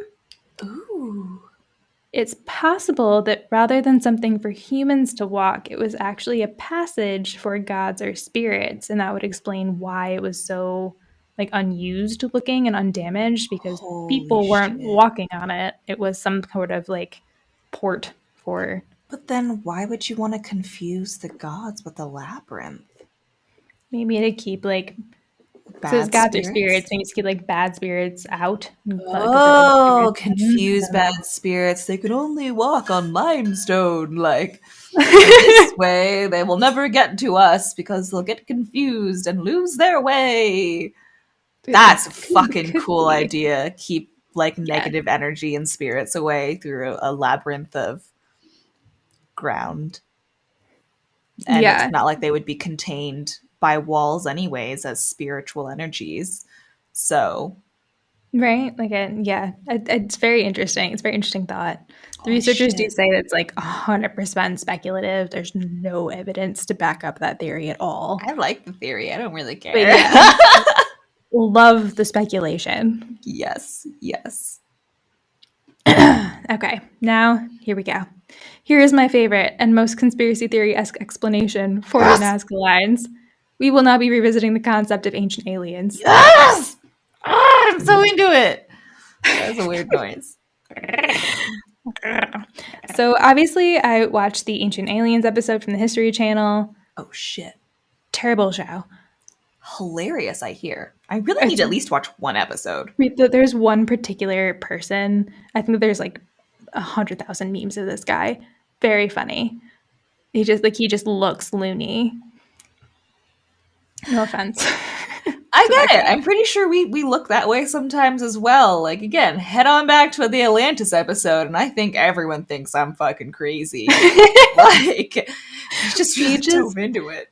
We love the speculation. Love it. Yeah, doesn't mean I believe it. Just fucking love it. The Ancient Alien show is like definitely kind of garbage, but I still really love it. So fucking love it. Whatever. So most of what I'm about to say is from season 5, episode 8. If you do want to watch it, there's a link to the episode in my notes. Fuck yeah. And here we go. There are 3 kind of just like weird tidbits before I get into the main alien theories that I want to mention because they didn't really like fit in anywhere, but they were still interesting. Mm-hmm. There is some evidence to suggest that the Nazca people may have had some sort of access to balloon flight, like a hot air balloon. Oh, shit. Yeah. That would make so much sense in terms of like how they were able to ensure that the project was even going along correctly. Like, right? Like, that seems to kind of make sense to me that is possible. Mm-hmm. But there really isn't enough to go on there. So like take that with a pile of salt because pile of salt. there really pile of salt. Isn't much to support that from what I gathered. But yeah, kind of an interesting speculation that like maybe that was something that existed. Especially because I don't know like how much of this culture survived to today anyways. Like, yeah, like I'd kind of hate to just say like not possible about any of this because if someone had told me that they made geoglyphs the size of the Empire State Building, I'd be like, yeah, okay, whatever. Yeah. But like we obviously have proof that they did that. The question is why and how. And, yeah. I don't know. I feel like there's all kinds of stuff that has happened in the past that we write off that is entirely possible. Hashtag Stargate. Hashtag Stargate. Yeah. I just like their explanations a lot. They do that with a lot of stuff. They're like, oh, this thing that you've seen so much in history, well, we've explained it. It was ancient aliens. Yeah, it was. Mm-hmm. It's like a better Ancient Alien show, but like based on no reality. It's not our reality.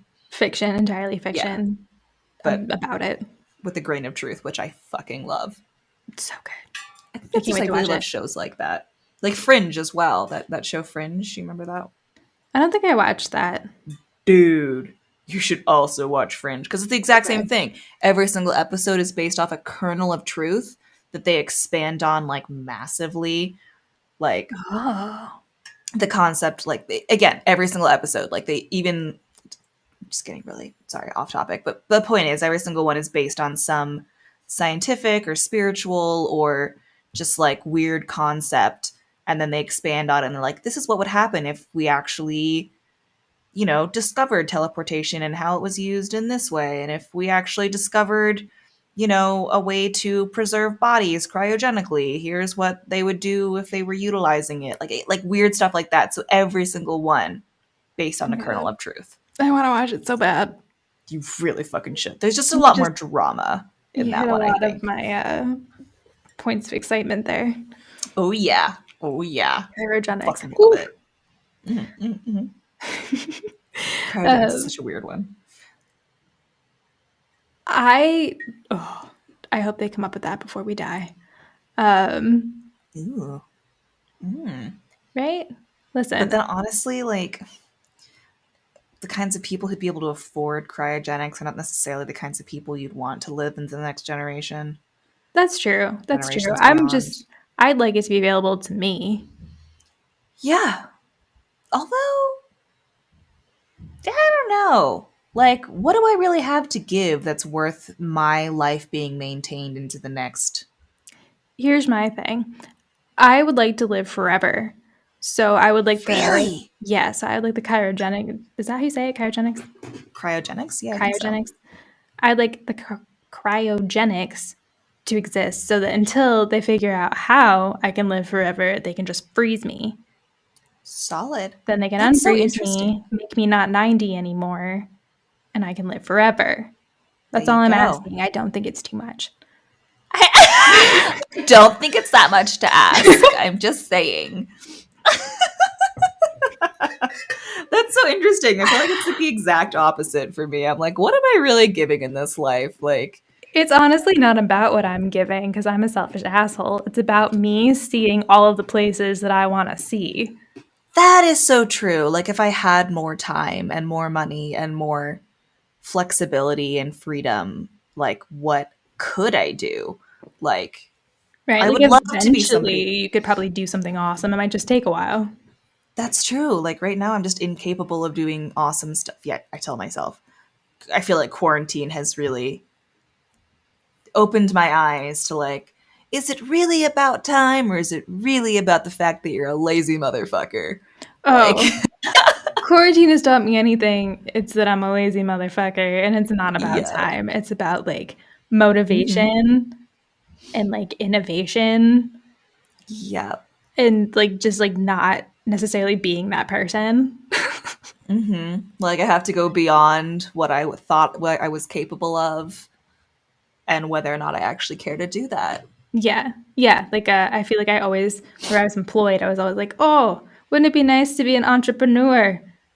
Wouldn't it be nice if only I had the time? Honey, no. I like an employer. I honestly realize that as well. Like, there's just so much stress involved in doing it all yourself. I want to just be told what to do and how to do it. And I'll accomplish it to the best of my ability and then go home and not think about it again. Right? I think that's my thing. Like, I'm very happy to like, Remove the responsibility. yeah, like I want to do like important work for my company and like be a valuable employee. Like, I don't necessarily want to be like a cog, you know? Yes. But I'm very happy to be able to put it down and walk away and go home.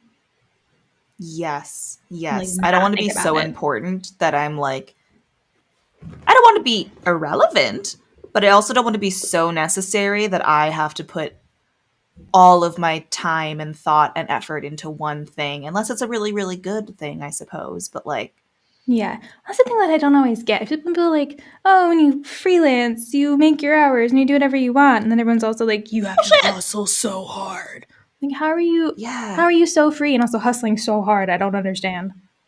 Yeah, they're like, well, but you never work a day in your life when you love what you're doing. And I'm like, bullshit. Like, you Bullshit. definitely are working. There are absolutely days when you feel like you're working. Like, don't get me wrong. I absolutely, like, if I could be a professional podcaster and a professional, like, content creator, 100% into that. Don't think it's really possible, but I'd like to give it a shot. Obviously, we're kind of sort of giving it a shot. Yeah. But I still feel like there are days when I get stressed out by it. Like, it's impossible to be like, every day is a fucking gift. No. Sorry, I'm just not that positive. But like, some days it really sucks, all right? These are a fucking struggle and it's all I can do to get out of bed. Like, yeah. We'll get there. We'll get there. Yeah. Anyways. This is definitely fun and enjoyable and turned into something like awesome. Would love it. But I'd also really love someone to hire me for what I went to school for because I actually really liked that. Yeah. Yeah, I get that. Yeah. I do. Yeah. Anyway. Back to the Nazca lines. The second of the three things that like didn't really fit into any of the larger theories. There's a popular theory from the 1960s. The lines were some sort of like runway for ancient astronauts to land their spaceships. Oh shit! But then they would be kind of somewhat used, right? right? Yeah, and like even the alien enthusiasts in the show were very skeptical of this theory. Mm-hmm.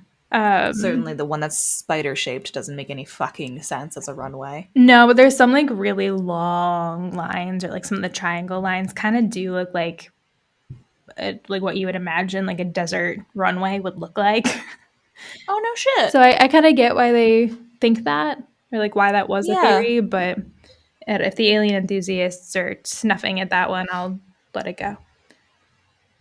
Fair. I'm not really. Because also, an enthusiast. How would they even know that it needs to be a runway? Like, a runway is based on our version of flight technology, but I would not assume necessarily the ancient aliens. Yeah. I feel like when you watch TV shows now, they just kind of like drop. Yeah. Yeah. Which means nothing because that's just like pop culture TV. But anyway. I mean, true, but it comes from like I feel like if you can go from planet theories. to planet, yeah, you've probably advanced beyond runways if you can do interplanetary travel. Just a thought. Although in Because that wouldn't make a lot Firefly, of sense. they definitely had runways. Fuck, I need to see Firefly Actually, so wait, bad. do they? Oh, they need enough space to land. It's not so much a runway, but they do need enough space to land properly. It is so good. Yeah. I know it's like a cult classic. Like I wish there was more. Also, I love Nathan Fillion, so. A good girl, me too. Yeah, he's just. Adorbs. Yeah. I will spend the rest of my life continuously watching Castle, so. That's what I knew him from. I was watching the show and I was like, yes! What have I seen him in before? He's from Castle. Okay. And I've watched every single season of Castle like 5 times, so. It's like I've only seen it with you and Lori, but like I definitely recognized him when I was watching Firefly, and I was like, oh, I can't remember what he's from. It's his older stuff, but yeah. Nathan fucking Fillion, man. So good. The TV show and the movie are on Netflix right now. In Switzerland or everywhere? Oh, don't know. Good question. Can't speak to the marcas. To the marcas. The third thing from our theories, they also throw like crop circles in there as a possible explanation of them, like crop circle, like trying to leave intricate messages. Like the aliens made these lines through. Oh, meaning it's not the Nazca people then. Nazca people. Nazca, sorry. Nasdaq. These aren't stocks. No, might be. Yeah.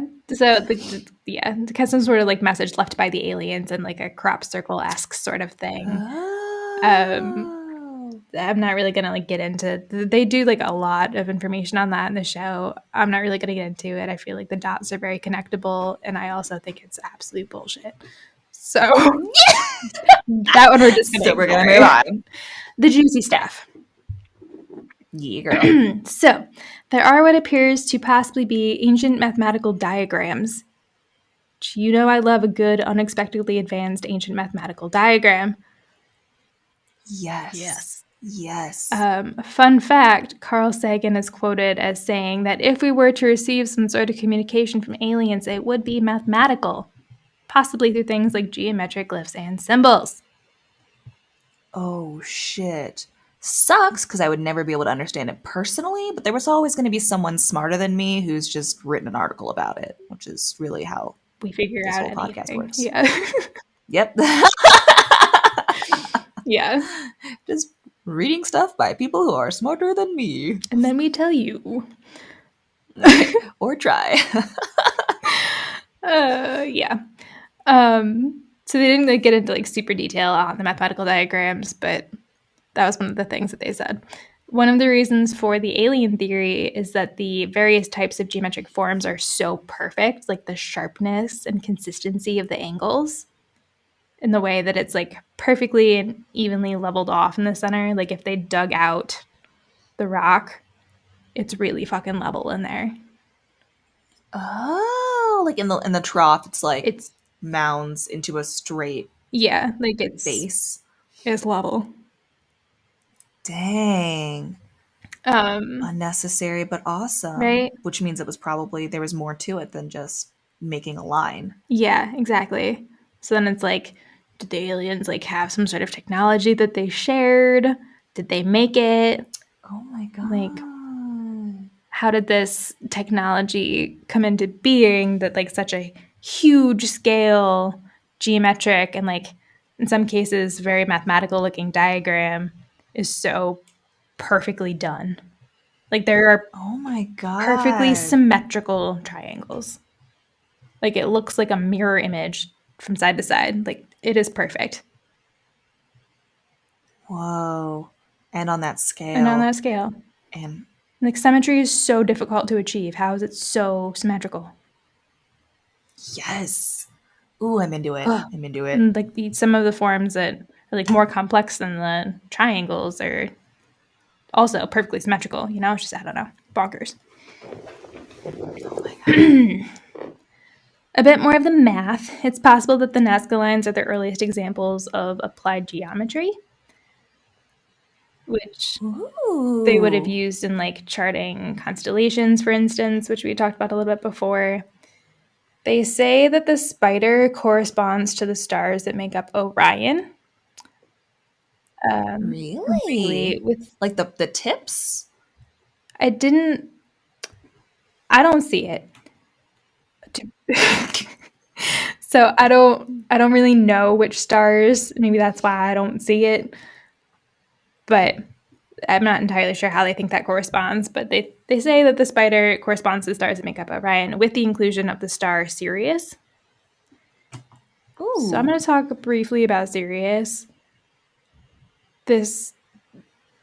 Listen, okay. So the show mentions that in this culture and in others before it, there has been some understanding of the importance of tracking, like specifically those stars in relation to the Earth.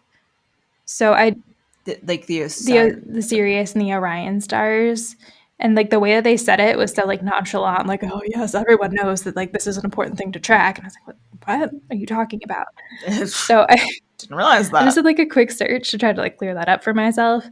So Sirius was really important to ancient civilizations as the brightest star, which Orion's belt points to. Oh. Which I didn't realize. Oh. Yeah.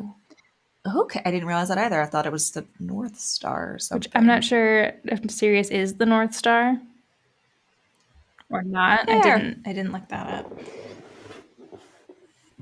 Let's just do a quick little search here. Yeah, I was like, I'm kind of curious.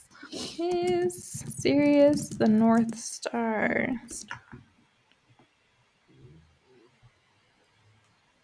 Oh, you know what? No, Ross always corrects me about this. The North Star is not the brightest star. The North Star is the brightest star in that section of the sky. There's like a lot of space around the star that's dark. So then the North Star like really stands out, but it is not the brightest star. Oh shit! And Sirius is Sirius. Apparently. Sirius. Okay. Ooh. Okay. Awesome. Yeah. Wonder if that's changed. I don't know. Keep going. Sirius is the brightest star. Orion's belt points to it. It tends to indicate particular events that are related to like seasons and the weather. So when it rises, it would mean that like the Nile was at its flooding season in Egypt. It meant that it was winter was coming in Polynesia. It was also really important for navigation. So it had a lot of significance in a lot of different places for different reasons.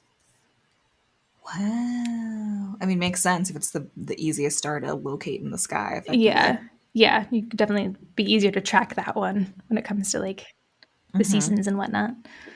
In regards to aliens, there is a theory that there are ancient astronauts who have visited or made contact with Earth from the Sirius star system.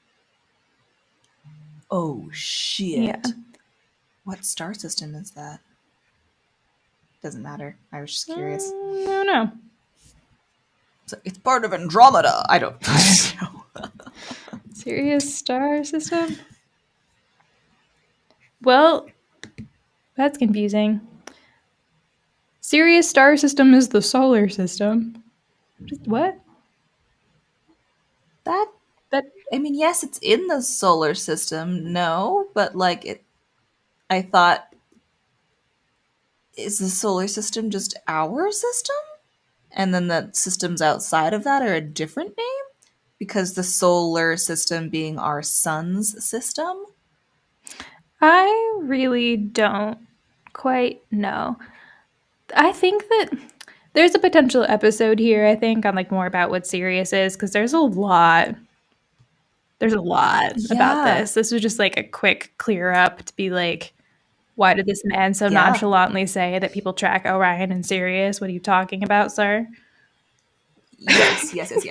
Because I don't know anything about astronomy. Almost nothing, actually. I don't even have one of those cool astronomy apps, which so many people have. I do have one of to track the stars. Oh, see, you're already further I along don't than use I it very am. often, but I have one. There you go. It's a step. Cool. Potential episode there. I think there's a lot of stuff with like spirituality and aliens and general astrology stuff and ancient civilizations, whatever. We'll come back to this at some point, I'm sure. Continuing the math and science route, the magnetic field definitely changes along some of the lines compared to the rest of Earth, which is really fucking cool. No The shit. electricity and conductivity is 8,000 times higher along the lines. So says all of them? it just says on the lines, like Gotcha. generically speaking in that area, I would assume. And this is a study done by the University of Dresden in Germany. Whoa. So that's pretty cool. Part of me wonders if it's because they removed the oxidized soil that was like potentially had some magnetic capability, or if it's because they were able to somehow, through some form of dowsing rod, determine this line of differing magnetism, and they like walk along the line with their equivalent dowsing rods or something to determine the magnetic and like line. found that oh my god, to be important for some reason. Whoa! Yeah. That's so fucking cool. Can you imagine if it was actually in the shape of a spider? Like, oh, well, in this shape of a spider, the magnetism is different. That would be a whole different. Yeah, like someone's leaving us messages through magnetism.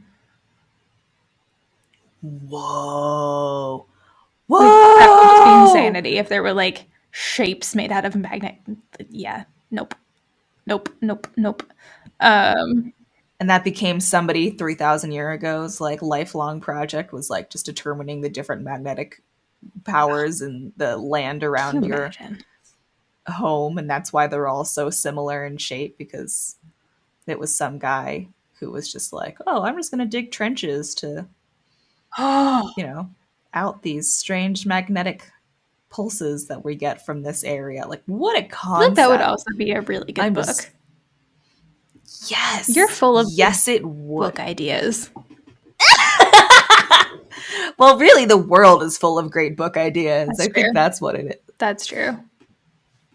Like, you came up with, well, not whoever this person was came up with the magnetic idea, but so interesting. I just dived too far.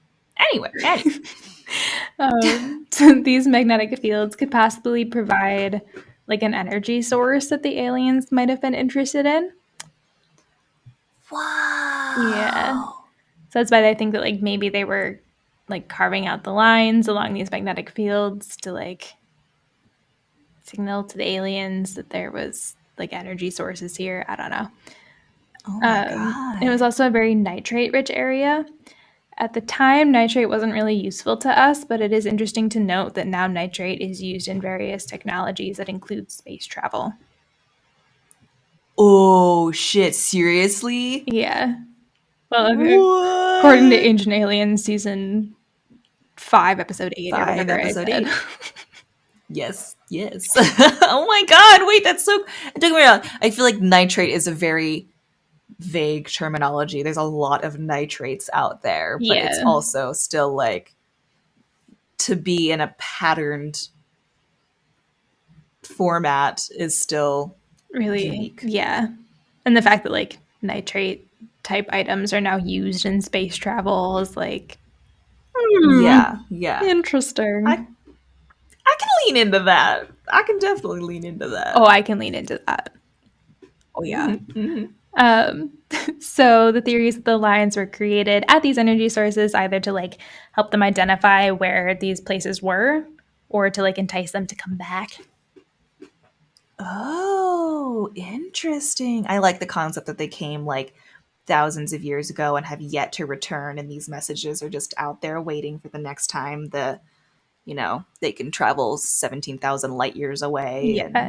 Which a lot of the theories about the Nazca lines have to do with the aliens are kind of them like trying to signal in order to try to help them like come back in some way, like indicating a resource or just like telling a story to try to, we'll get into more of it, but it's a lot of us about trying to get them to come back.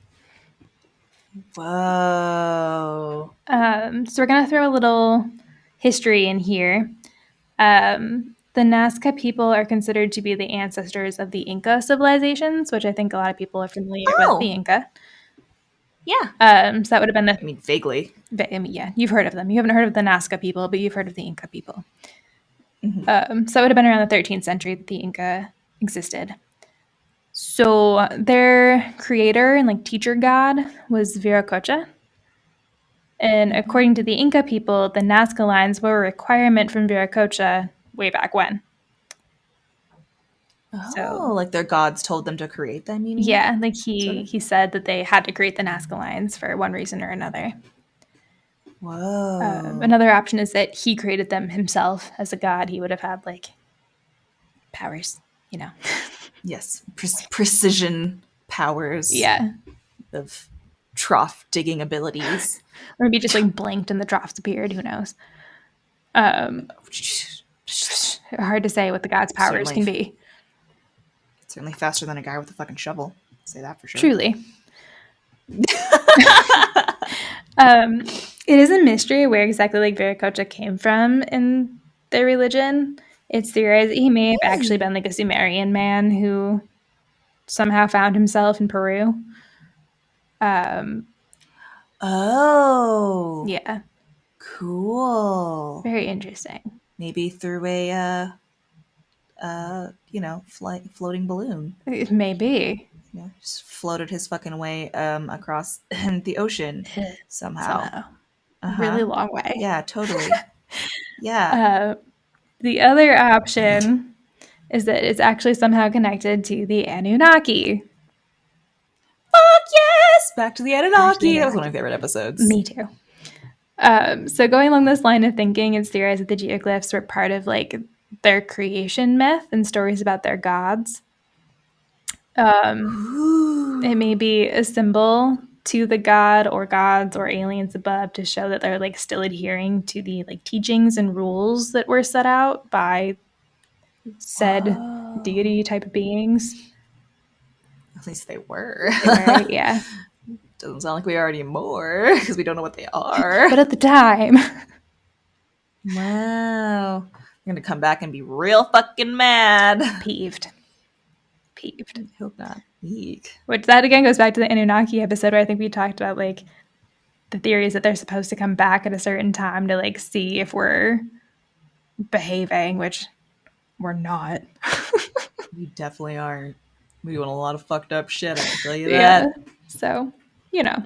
But we're a primitive culture, so, you know. Humans are just nonsensical beings. Mm-hmm. I do hope we evolve past that one day, but we'll see. We don't destroy the world first. Anyway.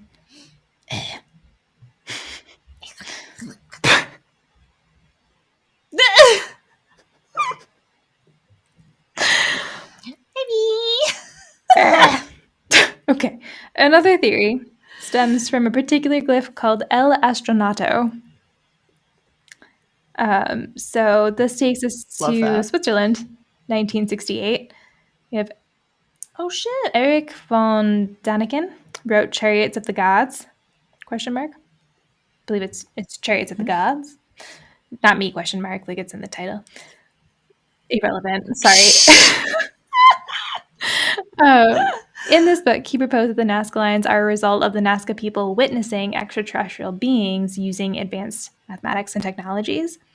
So El Astronato is thought to possibly be a representation of said extraterrestrial beings that they had witnessed. Is that one of the lines? Yeah, one of the lines kind of looks like a little like humanoid figure. But it has big eyes and a big head, and it has one arm up.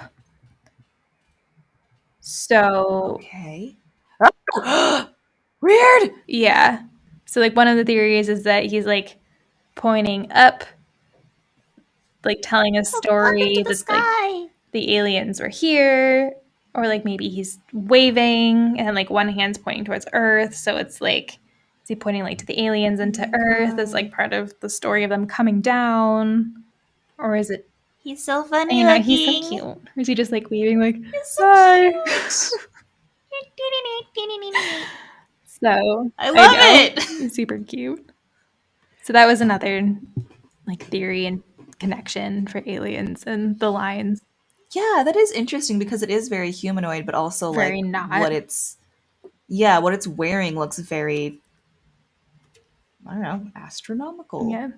But then if you look at like Astronauty. the decapitation image, Ugh. I feel like the way that they, supposing that I guess those were heads, I see a similarity in like the geometry of the heads and the eyes as well. So it's like, could be astronaut, could just be that like that's how they stylize their human figures. Oh, interesting. Yeah. Wow. Yeah. Honestly, a lot of these just look so fucking cool. I Right. They're like the just, tree. yeah. They're so, oh, they're so cool. Yeah. Yeah. Another theory is that the Nazca lines may have been like an ancient mining site. Again, we talked about like in the Anunnaki episode that they had come down to like mine and that the people in that area were like they're mining slaves. So this is another. Oof. Yes, I do recall that now. Yeah. Yeah, they just came down to what, get our gold or something? Yeah, Or... they're like what's the word? The invisible shield around Earth. The invisible shield? The mesosphere or something? No. Or like Oh, I don't remember. Pretend I didn't say that. okay. They had to repair something and it was made out of gold and they needed it from Earth. Yeah. Yeah, something in their protective sphere. Yep. So Totally. totally. Atmosphere? That's what I was thinking, atmosphere, but like you don't repair your atmosphere. That doesn't make any sense. I mean, but we could technically, like, we have that ozone layer that protects us from the sun, and then we've got like holes through it, right? Like, But then theoretically. you'd be repairing the ozone layer. You wouldn't be repairing the atmosphere. You know. That's true. That's So whatever true. the like equivalent of an ozone layer is, I guess. There was listen to the Yeah. Anunnaki episode if It's in you there. care to figure it out. I'll have to look it Yeah. up later because I'm confused. But they theorized that the lines at the Nazca site may have also been some sort of ancient mining site. Maybe it was energy, maybe it was something else that was eventually abandoned by the aliens when the project was, finished. So the people would have like Oh. known that they were there at one point and then they left. And now they're like, come back. Maybe. For some reason. Come use us again. Which I mean, maybe they think that they're gods, in which case it's That's makes sense that true. they'd be. They want their gods to return. Yeah. That would make sense. Mm-hmm. The lines may also be pointing to another ancient site to the east in Bolivia called Tiahuanaco. It's said that Tiahuanaco was created at the instruction of the Inca god Viracocha again, who is said to have ordered the Nazca lines to be created, like I said before, for what they called the Sky People, which I believe that the Anunnaki were also in some ways called the Sky People. Makes sense. So Oh my god. Nazca may have been like a landing site, and then through the lines which pointed to Tiahuanaco, which was like across the Andes, as well as a few other larger sites. Whoa. Like it might have been like you land here and then you like travel through the Andes to get to Tiahuanaco. Which makes sense. I mean, it's a gigantic fucking desert. It's a perfect landing spot. Nothing's going on there. Yeah, like you can't land in the Andes, I don't think. I mean, maybe if they have very highly equipped technology, sure, but like I don't feel like it's the best location to land regardless. Yeah, I mean, I don't know anything about alien technology in terms of how they may or may not have landed, so. Yeah, like maybe they can literally just hover on the tip of a fucking mountain, but at the same time, why would you bother doing that? It seems very unstable. Why not just go land in the fucking desert?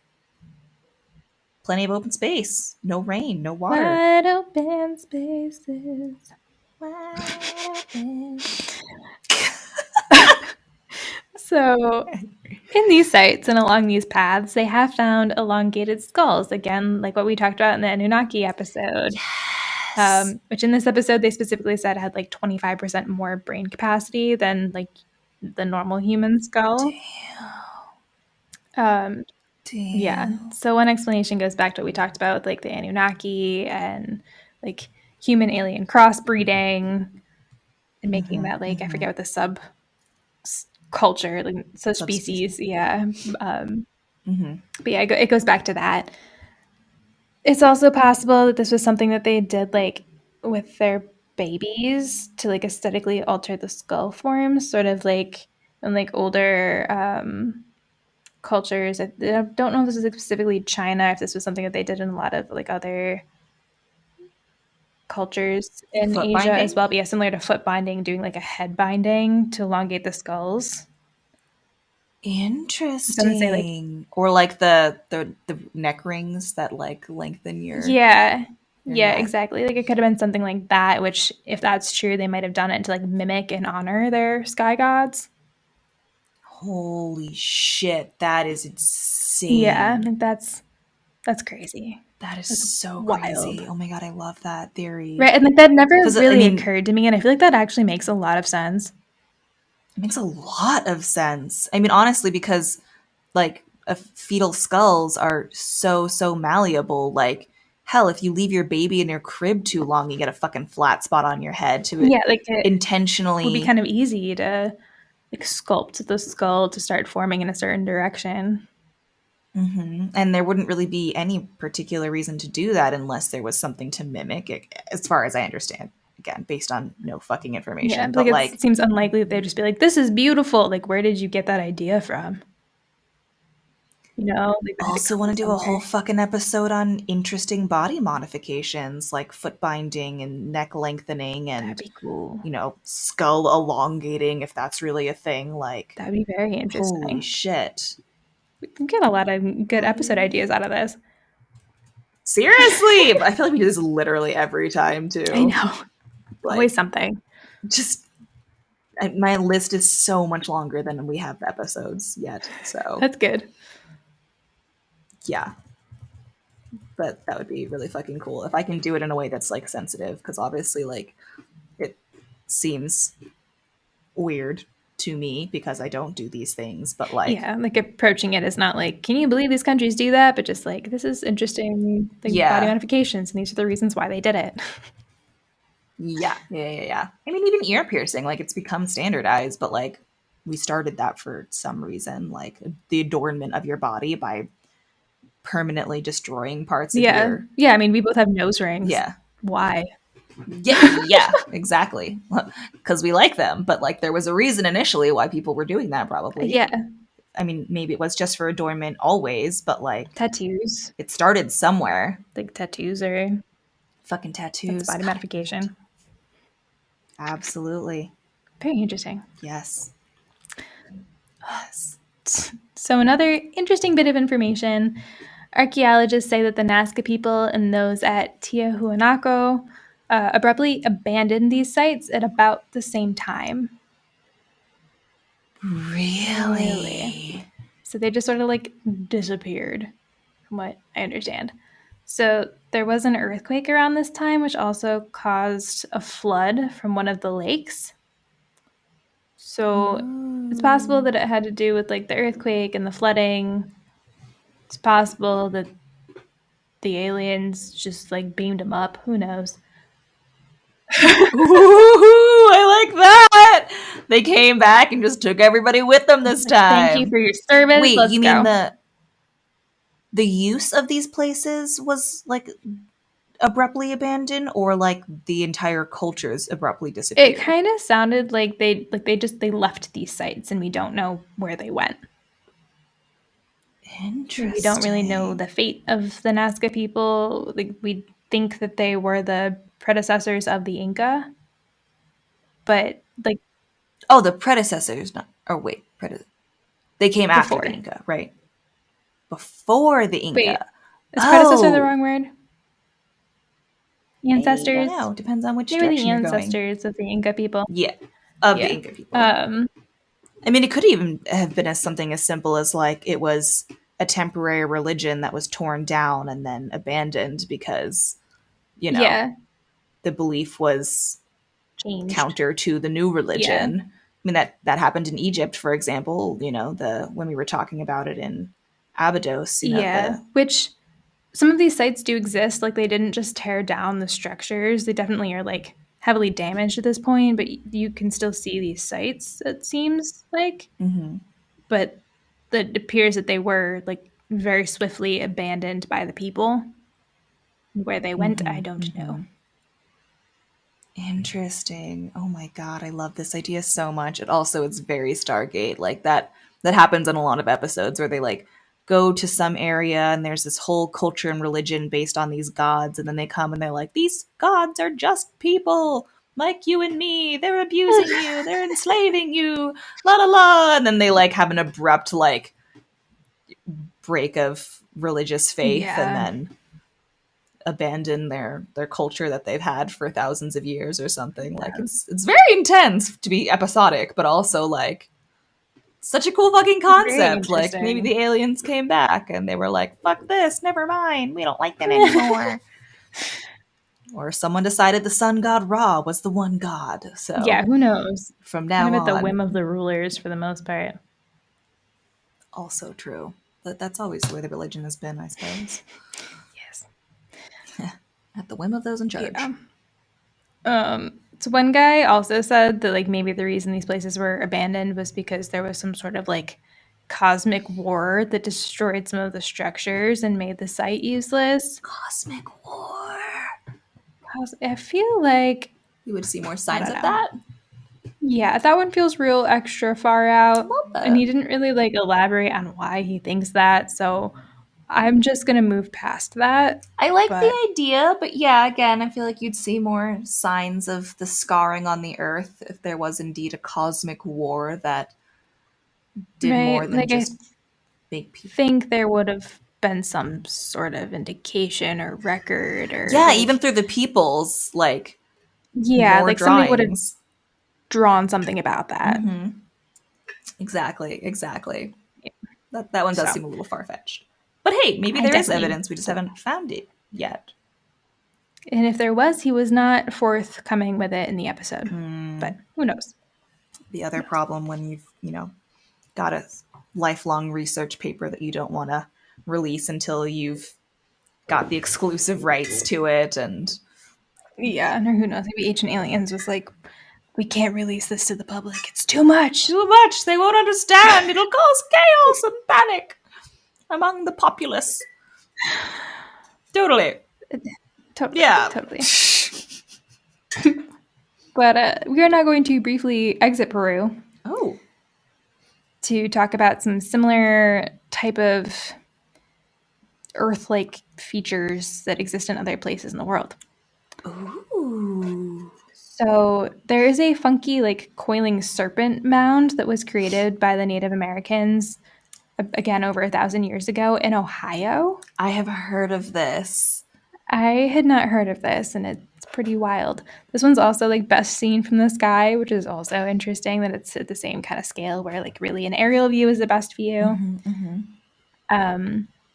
There are theories that this is likely the Native American plume serpent, thought to be similar to the Quetzalcoatl from tribes in Mexico. Quetzalcoatl? Quetzalcoatl? I know what you're talking. Something like that. Yes. From tribes in Mexico, which are considered to be sort of like a sky deity, typically. A feathered serpent of the sky. Yeah, and I guess there's crossover between Native Americans and tribes in Mexico that share a similar visual aesthetic for that sort of a god. Also writing that down. Right. So this serpent was constructed on the edge of a meteor site, which is kind of weird. And this is what, I guess it kind of makes sense if something flew from the sky and they didn't say when the meteor fell. But, like, I would probably construct a monument to my serpent god next to the meteor crater that almost took out my home. Yeah. Ooh. Unless... Like, I don't know if that's what happened, but... Oh my god. But also going along with this meteor site, there's a very rare element found here, iridium. Oh! My God! Stardew time. Sorry. Iridium, yes. Yes. And apparently that's common at most like meteor sites that there is some iridium, but there's 10 times more like concentrated here than expected. Whoa. So it's also considered like a sort of energy source. I wonder if it makes it like a really large meteor hit, like larger than average, or if it was just like more dense with iridium. It doesn't matter. I'm just curious. I don't know. I feel like 10 times more concentrated. So I would say that's like a density. Yeah, that makes sense. They didn't say it was like the most massive meteorite strike. They just said that there is a higher concentration than usual for that Yeah. size, probably. Yeah. I think that's what it is saying. Oh my God, that's so fucking cool. Yeah. So apparently there's also like a magnetic and gravitational anomaly here that can affect your consciousness. I don't know what that means exactly. I'm intrigued. Maybe we'll get into that during another episode. Because of the iridium or because of the space itself? Do they specify? Didn't say, they just said magnetic and gravitational anomalies Anemone. they can affect your consciousness, which is also like affect your consciousness. Is it passing out, or am I like Getting high on iridium fumes, or yeah, like in what way is my consciousness being affected? Am I about to like level up my spiritualism? yeah, am I becoming enlightened just by visiting the area, or like, oh my God, can you imagine? That's so cool. That'd be cool. I want to try. So I want to go. let's go. I'll meet you in Yes. Ohio. Oh yeah, that's achievable. That's totally achievable. I have family in Ohio. There you go. So yeah, but that kind of goes back to some of this like similarities with the Nazca line theories in terms of like magnetic fields and energy sources that like maybe the aliens were feeding off of and things like that. And giant sky pictures. Giant sky pictures, yeah. So they mentioned this just to kind of like point out some similarities in other areas that's also has these like unexpected and unique energy forces with the big geoglyphs. And it's not just in Ohio that places like this exist. There's other locations around the world, not necessarily at the scale of the Nazca lines, but still like overly large ground drawings. So I think they mentioned a couple other ones. Geoglyphs. Geoglyphs. I like the word. They mentioned some other ones in like the Middle East, I think it was, and I didn't write it down because it wasn't as interesting as the serpent in Ohio. But point being, there's a lot of them in different places, so it's kind of like some sort of network of communications across the globe with the geoglyphs. Shit. That somehow they were able to communicate enough to make, or maybe not. Yeah, I mean, the serpent is a mound, not a, But I guess they didn't have the same oxidized pebbles and whatnot, so they'd have to do it a different way regardless. Yeah, but like it's always really interesting when there's these similarities of like very odd things in very like removed locations from each other. Yeah. Oh God. Well, that's that on that. That's all I got. So fucking love that. If you ever get a chance to visit, please remember to be incredibly respectful to these sites. I don't know exactly what the rules are in terms of like getting permits or things for the Nazca lines to go there. I do believe you can visit. It is a UNESCO site. If you do get an opportunity to go, A, tell us about it, and B, do your part to preserve this ancient piece of mysterious history and don't be a douchebag and ruin it. So, yeah. I want to fly over it. It's so fucking bad. Right. I mean, I would love to fly over it and then like actually go down and like see it in person. Yeah, I do want to see like I want to see the human scale and I want to see the aerial scale. Yeah, I want to see just how like deep those little trenches are and how perfectly symmetrical they are, like up close. Because again, I guess I can basically see the above view from the Google. They've taken photos of all this shit. So yes, it would be cool to fly over in person. But if I couldn't afford to do a flyover, I would happily wander the lines myself. Yeah, I don't know if they like let you traipse through this area or if it's kind of like off limits and it's flyover only, or I'm not sure if it's like only like researchers can go or if you can actually visit, but I didn't really look it up. I'm sure there's ways to like sneak onto the site and stuff, which I'm not encouraging people to do. I'm just saying if you did do that, don't It is a be a very jerk. large site, yeah. But also, like, I just want to go wandering there with, you know, some sort of magnetic rod and see. Like, I just follow the magnetism or something. I don't know. Right? It's so Like I just fucking want to cool. like experience some of those like weird anomalies myself. Yes, and especially want to go to this serpent that changes your Consciousness. vibes. Yeah, Yeah. that's. I really do wonder what they mean by a change in consciousness. That's Yeah. So maybe that's another episode. We'll see. So this one I took it down from like 19 pages to 12 pages. I was like, I'm not. hot This is damn. it. We're done. That is really telling about just how much I fucking interrupt you, because I normally have like 17 pages at least, and I can sometimes get through them in an hour and a half, and you have 12 pages, and I kept you on for an extra fucking hour with all of my fucking tangents. Can't help it. I just have so many questions. I enjoy it. And honestly, it keeps me interested when you like interrupt with like anecdotes and questions and stuff. I don't just like end up powering through my notes without reading them like consciously, you know? Yeah, no, I get that. Bulldozing through. I agree. Like, I like to speculate recklessly, but fun. also, you know, don't know how our listeners feel about me constantly interrupting, but you know. Hopefully it all still makes sense. Yeah. I try to make more sense in the audio because in post. Yeah, you guys will now probably see, since we're giving the video version as well, that there are many times when I quite literally rearrange like an essay where it's like, oh, let's finish this sentence before going off on that tangent. I'll just move these 3 sentences over here and I'll take this and move it back there. Like, I do some serious editing Meredith is an in editing post. goddess. Thank That's you. what it comes down to. But mostly I'm just trying to make up for my own inadequacies through post. So, unfortunately, you won't get that through video, but it's because I already put too much time into the audio. And generally speaking, I feel like podcasts make more sense in audio. But again, some people like to watch them. So, here we are. Here we are.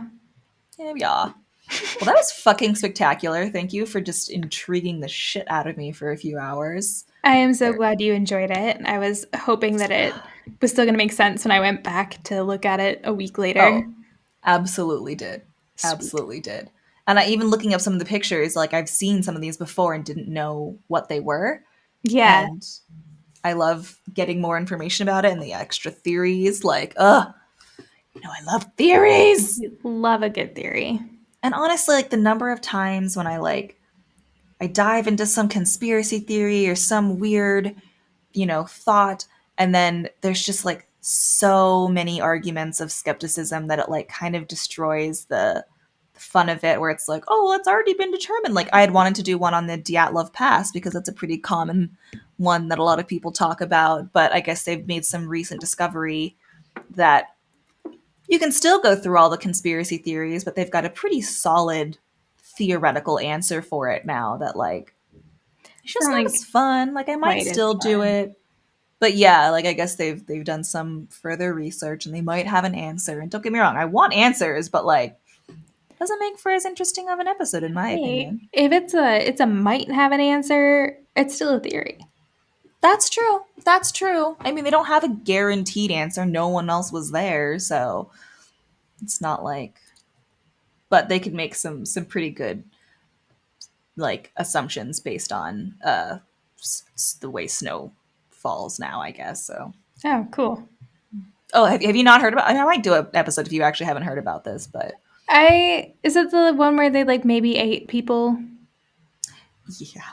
Yeah, yes. I remember our favorite podcast, and that's how we drank.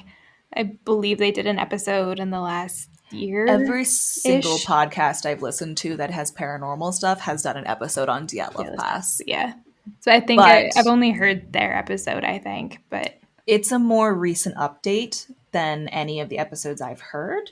Like, I guess they used the like very well done snow simulations from the movie Frozen. Like, no shit. Like, they did such incredible... Okay, maybe I will cover this because... What? Okay, I'm not even going to tell you because maybe I'll just do an episode on it. But yeah, they... Please, I would love to hear how Frozen helped solve this mystery. Yes. Okay, I'll do that. Maybe that'll be my next episode because I haven't come up with a topic yet.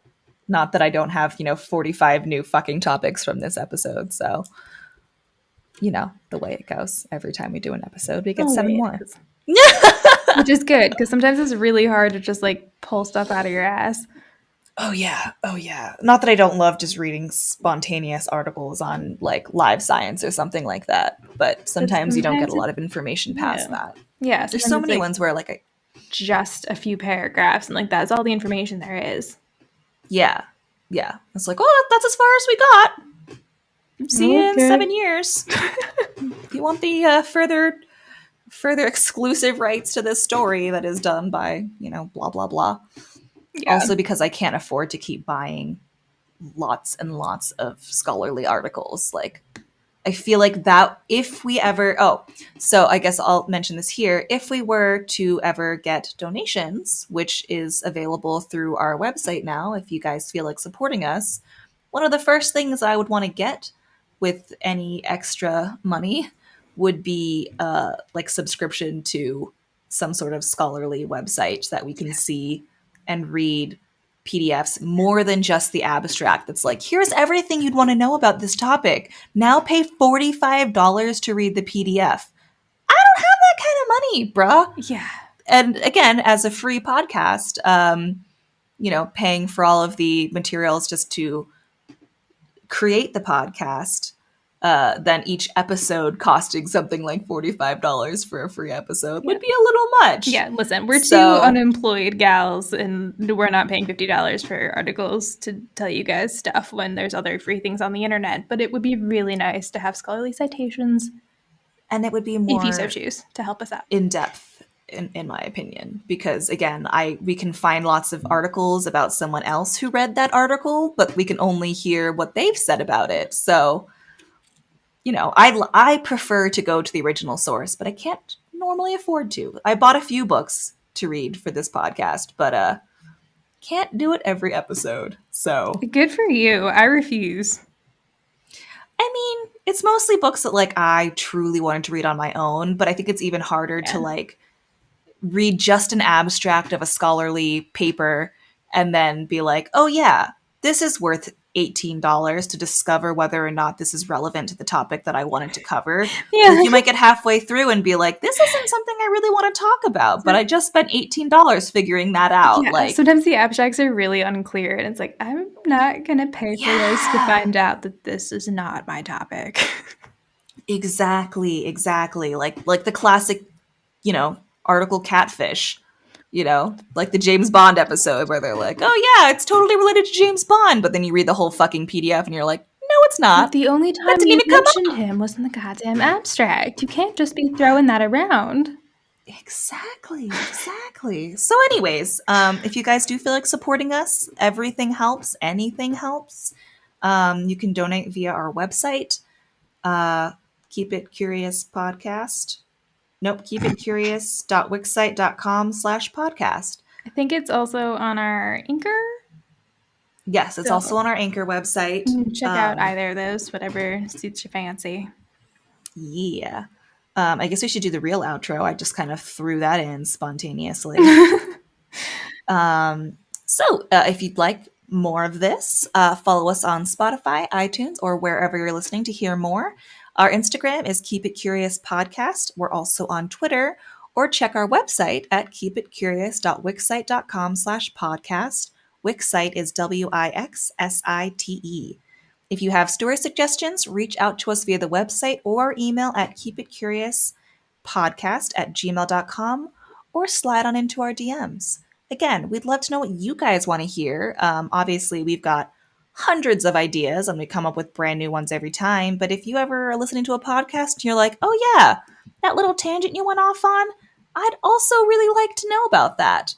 Oh, and I forgot to mention we also have a YouTube now, which is Keep It Curious podcast. I think it's just Keep It Curious.